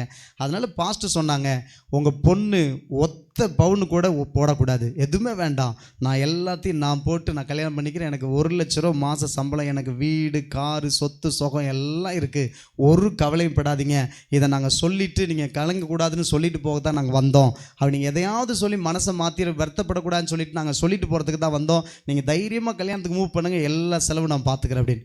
இவங்க இப்படி சொல்கிறாங்க. ஜபக்குழுலேருந்து சொன்னாங்களாம், உங்களுக்கு ஒருத்தர் 10 பவுன் போட்டு ஒரு தகப்பன் சாணத்தில் பக்கத்தில் வந்து நிறுத்தி கல்யாணம் பண்ணி வைக்கிறதுக்கு ஒருத்தர் ரெடியாக இருக்கிறாருன்னு. அந்த பாஸ்டர் திரும்பி பார்த்த பிறகு, அவங்க சர்ச்சு பிலீவர் தானே, எல்லாம் சொல்லும்போது அந்த பாஸ்டர் ஏந்திரிச்சுன்னு கடவுளை நினச்சி, ஆண்டவரே நாங்கள் உங்களுடைய வசனத்தை சொல்கிறோம், அந்த வசனத்தை எப்படி நிறைவேற்றுவீங்களோன்னு நான் எதிர்பார்த்துட்டு இருந்தேன், இப்படி என் சபையில் இருக்க பிள்ளைகள் இப்படி ஆசீர்வதிச்சிங்களே, கண்ணீரோட கர்த்தருக்கு நன்றி சொன்னாராம். நானும் ஒரு பாஸ்டராக உங்கள் வாழ்க்கையில் அதை தான் சொல்ல வரேன். தயவு செய்து நீங்கள் எப்படிலாம் ஜெபிப்பீங்க, எப்பெல்லாம் பைபிள் வச்சு நான் உங்களை பார்த்துட்டு இருக்க முடியாது. ஆனால் உங்களுக்கு ஒரு தேவைன்னு வரும்போது நீங்கள் விசுவாசித்த விசுவாசம், செய்த ஜெபமும், நீங்கள் வேதம் வாசித்த அந்த வேதமும் உறங்குவதில்லை. அது ஒரு அழகான வார்த்தை சொல்லுவாங்க, உங்கள் ஜெபம் நீங்கள் தூங்கிடலாம், உங்கள் ஜெபம் தூங்காதான், அந்த ஜெபம் உங்களுக்கு வேலை செய்யும், நிச்சயமாக உங்களை வெட்கப்படுத்தாமல் உங்கள் தலையை நிமிர பண்ணும் என்பதில் சந்தேகமே இல்லை. எத்தனையோ சாட்சிகளை கேட்டிருக்கிறேன். கர்த்தர் பார்த்தீங்களா, நீங்கள் உங்கள் வாழ்க்கையில் அதிகாரம் எப்படி வேலை செய்யுன்னு சொல்லிட்டு போன வாரத்தில் நம்ம பார்த்தோம். இந்த வாரத்தில் உங்கள் வாழ்க்கையில் தேவனுக்கு பிரியமாக நடக்கும்போது தான் இப்போ அதிகாரம் வேலை செய்யும். அப்போ தான் நீங்கள் ஆளுகை செய்ய முடியும், அப்போ தான் நீங்கள் அதை என்ன பண்ண முடியும், ஆசாரியனாக இருக்க முடியும். பாருங்கள், இந்த பொண்ணு இப்போ போய் 1 லட்ச ரூபா சம்பளம் வாங்குகிற ஒரு அதிகாரிக்கு மனைவியா, சொந்த வீடு, காரு, சொத்து, நிலமெல்லாம் எக்ஸ்ட்ரா இருக்குது, எல்லாத்தையும் வச்சு இந்த பொண்ணுக்கு ஒரு சகல மரியாதையோட, அந்த பொண்ணு யாரையா லவ் பண்ணியிருந்தா சொல்லுங்கள், லவ் பண்ணியிருந்தா, ஒரு சகோதரி என்கிட்ட இப்படி அழுதுட்டு சொன்னாங்க, என்னம்மா என் பிள்ளை எவ்வளோ சொல்லியும் அவனை லவ் பண்ணவன் கல்யாணம் பண்ணிக்கிட்டான், இப்போ என்னாச்சு, வேலைக்கே போக மாட்டேங்கிறான், என் பிள்ளை வேலைக்கு போயிட்டு புருஷனுக்கு சோறு போடுறான், அதை சாப்பிட்டு ரவுடி மாதிரி சுற்றுறான், குளிக்க மாட்டேங்கிறான், ஒழுங்காக இருக்க மாட்டேங்கிறான், குடிக்கிறான், என் பிள்ளை இப்போ ப்ரெக்னெண்ட்டாக இருக்கா, ப்ரெக்னெண்ட்டோட வேலைக்கு போகிறான். லவ் பண்ண கல்யாணம் எங்கே போகுது, புருஷன், ஏன்னா அருமை தெரியல, அவனுக்கு அருமை தெரியல. அதனால் உலகம் வரும். வாலிப பிள்ளைங்களே கவனிச்சுக்கோங்க, உங்கள் வாழ்க்கையில் எப்பயுமே எவனா ஒருத்தன் விரும்புகிறான், பார்க்குறதுக்கு நல்லா இருக்கிறான் அப்படின்னு நினைக்காதீங்க, அவன் உள்ள நல்லா இருக்காது. ஆனால் கர்த்தர் கொடுத்தா உங்கள் வாழ்க்கையில் லைஃப்பில் நீங்கள் செட்டில் ஆகி சந்ததிக்கு ஆசீர்வாதமாக. இப்போ கையை தட்டுங்க பார்க்கலாம், எல்லோரும் கர்த்தருக்கு நன்றி சொல்லும். நம்ம எல்லோரும் எழுந்து இருப்போமா, நம்ம ஜெபிக்க போகிறோம். எபினேஷன் பற்றி முன்பதாக வாங்க, இந்த வேலையில் ஜெபம் பண்ணுவோம். நம்ம காணிக்கைக்காகவும் கடைசி ஜெபத்துக்காக எல்லாரும் வலது கரத்தை உயர்த்தி வாலிப பிள்ளைங்க ஆண்டுகிட்ட ஒப்பு கொடுங்க. உங்கள் வாழ்க்கையில் ஒப்பு கொடுத்து ஜெபம் பண்ணுங்க. ஆண்டவரே, எங்கள் வாழ்க்கையில் இந்த உலகத்தில் என்ன காரியம் எங்களுக்கு வந்தாலும் அதை நாங்கள் ஏற்றுக்கொள்ளக்கூடாது, அதை நாங்கள் நம்பக்கூடாது, அதை நாங்கள் தவிர்க்கணும். அதை தவிர்க்கணும் சும்மா முடியுமா? வாலிப பிள்ளைங்களை பெரியவங்க கூட கவனிக்க பார்க்கலாம். கவனிங்க பார்க்கலாம். தண்டராஜ் புதர் பக்கத்தில் இருக்கவங்க பழகுவாங்க அது மாதிரி. கவனிங்க பார்க்கலாம். கவனிங்க என்னென்னா நல்லா கவனிங்க பார்க்கலாம். நம்ம வந்து வாலிப பிள்ளைங்க பெரியவங்க கூட கவனிங்க பார்க்கலாம். கர்த்தர் நம்முடைய வாழ்க்கையில் செய்கிற நன்மை எப்படி இருக்கும் அப்படின்னா, மற்றவங்க நம்மளை பார்த்து ஆச்சரியப்பட அளவுக்கு இருக்கும். இப்போது உலகத்தில் டெம்டேஷன் இருக்குது. உலகத்தில் நமக்கு வந்து வஞ்சனையான விஷயம் இருக்குது. வாலிபத்தில் இருக்குது, பெரியவங்ககிட்ட இருக்குது, எல்லாத்துக்கும் இருக்குது. வேலையிலேருந்து, வருமானத்திலேருந்து, அதுக்கப்புறம் உங்கள் கல்யாணத்திலேருந்து, ஒவ்வொரு காரியத்திலும் உங்களுக்கு டெம்டேஷன் வரும். வாய்ப்புகளை பிசாசு கொடுப்போம் அவங்கள சாச்சிடணும்னு சொல்லி. நீங்கள் எப்படி தடுத்து நிறுத்த முடியும்? எப்படிங்க உங்களுக்கு தெரியும்? நல்லவங்க கேட்டவங்க எப்படி தெரியும்? நீங்கள் வேதத்தில் இரவும் பகலும் தியானமாக இருந்தால், ஜெப ஆவி உங்கள் வாழ்க்கையில் இருந்தால், கர்த்தருடைய ஆவியானவர் உங்களை நடத்தினா, ஒரு வசனம் எடுத்த நடத்தலை, படிக்கலை, உங்களுக்கு தெரிஞ்ச வசனம் தான் ரோமர் புத்தகம். எவர்கள் தேவனுடைய ஆவியினாலே நடத்தப்படுகிறார்களோ அவர்கள் தேவனுடைய புத்திரராக இருக்கிறார்கள். தேவ ஆவியினால் அனுதினம் நடத்தப்படுறோம். ஆண்டவர்கிட்ட காட்டு கேட்கணும், ஆண்டவரே ஒவ்வொரு நாள் என்ன நடத்துங்கப்பா, இன்னைக்கு நீங்கள் என்ன நடத்துங்கப்பான்னு கேட்கணும். எத்தனை வாலிப பிள்ளைங்க, எத்தனை பெரியவங்க உங்களுக்கு ஆபத்து விபத்து வரதை அறிந்து செயல்படுவது கர்த்தருடைய ஆவியானவர் வேணும். நான்லாம் எத்தனையோ முறை என்னால் சாட்சி சொல்ல முடியும். ஆவியானவரை தடுத்து நிறுத்தியிருக்கிறார். சில காரியம் சரியில்லை, இது வேண்டான்னு சொல்லுவார், தெளிவாக சொல்லுவார். நான் அதை உணர்ந்துருக்கிறேன். ஏன்னா ஆண்டுட்டு கொஞ்சம் ஒட்டிக்கிட்டு இருக்கனால. நீங்கள் அப்படி வலதுகரத்தை உயர்த்தி கண்களை மூடி ஜெபிக்கலாமா? ஆண்டவரே ஏசப்பா, சோதரம் ஆண்டவரே, அப்பா இந்த நாளில் கூட இந்த நாளுக்காக நான் நன்றி செலுத்துகிறேன். ஆண்டவரே, இந்த நாள் எங்களை கொடுக்கப்பட்ட ஒவ்வொரு காணிக்கைகளை தேவனீர் அங்கீகரித்து நீ ஆசீர்வதிக்கும்படியாய் நாங்கள் ஜெபிக்கிறோம். அப்பா கொடுங்கள் அப்பொழுது கொடுக்கப்படும் சொன்ன நம்முடைய வார்த்தை நிமித்தமாய் வானத்தின் பலகணிகளை திறந்து அமிக்கி குலுங்கி சரிந்து விழும்படி செய்வார்கள் சொன்ன தேவன், அப்பா இதற்கேற்ற பிரதிபலனை எங்கள் சபையார்கள் ஆண்டு அனுபவித்துக் கொள்ளத்தக்க கர்த்தர் ஒவ்வொருத்தருக்கும் நீங்கள் உதவி செய்யும்படியாய் நாங்கள் ஜெபிக்கிறோம். ஆண்டவரே, கொடுக்கப்பட்ட ஒவ்வொரு விதைகளும் சபைக்கு உகந்ததாக இருக்க உங்களுடைய ராஜ்யத்தை கட்டுவதற்கான அப்பா அந்த காரியத்துக்கு இந்த காணிக்கைகள் பயன்படுத்தத்தக்க கர்த்தர் நீர் உதவி செய்யும்படியாக நாங்கள் ஜெபிக்கிறோம். இந்த நாளில் கூட கொடுக்கப்பட்ட சத்தியத்துக்காக மக்கள் நாங்கள் நன்றி செலுத்துகிறோம். அப்பா கடந்த நாட்களில் நாங்கள் அதிகாரத்தை குறித்து, வல்லமையை குறித்து, ஆளுமையை குறித்து நாங்கள் தியானித்த நாட்கள் உண்டு ஆண்டவரே. அப்பா அதே போல் இந்த நாளில் கூட ஆண்டவரோடு ஒன்றிச்சு இருக்கும் பொழுது அப்பா பரிசுத்த ஆவியானவர் எங்களோடு நீங்கள் இடைப்பட்டு எல்லாவற்றையும் மேற்கொள்ளக்கூடிய அதிகாரத்தை எங்களுக்கு நீங்கள் தரப்போறதற்காக மக்கள் நாங்கள் நன்றி செலுத்துகிறோம். ஆண்டவரே நன்றி செலுத்துகிறோம். அப்பா நாங்கள் ஒவ்வொருத்தரும் உமக்கு உண்மையும் உத்தமமாய் நாங்கள் இருக்கும் பொழுது தேவன் எங்களை பயன்படுத்துகிற பாத்திரமாய் கர்த்தர் எங்களையும் இந்த நாளில் நீங்கள் பயன்படுத்த போகிற கிருபைக்காக மக்கள் நாங்கள் நன்றி செலுத்துகிறோம். ஆண்டவரே நன்றி செலுத்துகிறோம். அப்பா நாளுக்கு நாள் உங்களுடைய சத்தியத்தின் நிமித்தமாய் நாங்கள் வளர்ந்து கொண்டு வருகிறதற்காக மக்கள் நன்றி செலுத்துகிறோம். அப்பா நாங்கள் வளருவது மாத்திரமல்ல, எங்கள் சபையில் இருக்கிற வாலிப பிள்ளைகள் வளருவதற்கான ஒரு சூழ்நிலைகளை கர்த்தர் நாளில் கூட ஊழியர் நிமித்தமாய் நீங்கள் வெளிப்படுத்தி கொண்டிருக்கிறதற்காக மக்கள் நாங்கள் நன்றி செலுத்துகிறோம். ஆண்டவரே இதோ உலகத்தின் முடிவு பரியந்தம் சகல நாட்களில் உங்களோடு கூட இருப்பேன்னு சொல்லி வாக்கு பண்ண கர்த்தர் இந்த நாளில் கூட எங்களோடு கூட இருந்து எங்களையும் நீங்கள் வழிநடத்தி வந்து கொண்டிருக்கிற கிருபைக்காக மக்கள் நாங்கள் நன்றி செலுத்துகிறோம். தாவீது நாளுக்கு நாள் ஆவிக்கிற வாழ்க்கையில அப்பா பலப்பட்டது போல நாங்களும் நாளுக்கு நாள் ஆவிக்கிற வாழ்க்கையில பலப்படத்தக்க இது நிமித்தமாய் நாங்கள் குடும்பமாய் சேர்ந்து உங்களுடைய ராஜ்யத்தை நாங்கள் கட்டும்படியாய் எங்களை ஒரு கருவியாய் பயன்படுத்தும்படியாய் நாங்கள் ஜெபிக்கிறோம். கர்த்தர் அப்படியே நீங்கள் செய்ய போறதற்காக மக்கள் நன்றி செலுத்துகிறோம். எல்லாவற்றையும் பாதத்துக்கு கீழ்ப்படுத்தி ஒப்பு கொடுத்து நாங்கள் ஜெபிக்கிறோம். தேவன் பெரிய காரியங்களை செய்வீராக. இயேசுவின் மூலம் பிதாவே, ஆமென். நம்ம எல்லாரும் சேர்ந்து சொல்லுவோம், என் ஆத்துமாவே கர்த்தரை ஸ்தோத்ரி, என் முழு உள்ளமே அவருடைய பரிசுத்த நாமத்தை ஸ்தோத்ரி. என் ஆத்துமாவே கர்த்தரை ஸ்தோத்ரி, கர்த்தர் செய்த சகல உபகாரங்களை மறவாதே. ஆமென், ஆமென். கர்த்தராகிய இயேசு கிறிஸ்துவினுடைய கிருபையும் பிதாவாகிய தேவனுடைய அன்பும் பரிசுத்த ஆவியானவருடைய அந்யோன்ய ஐக்கியம் காவலும் சிநேகமும் நம் அனைவரோடு கர்த்தருடைய வருகை மட்டும் நீடித்து நிலைத்திருந்து நம்மை காத்து நடத்துவதாக. அமேன், அமேன், அமேன்.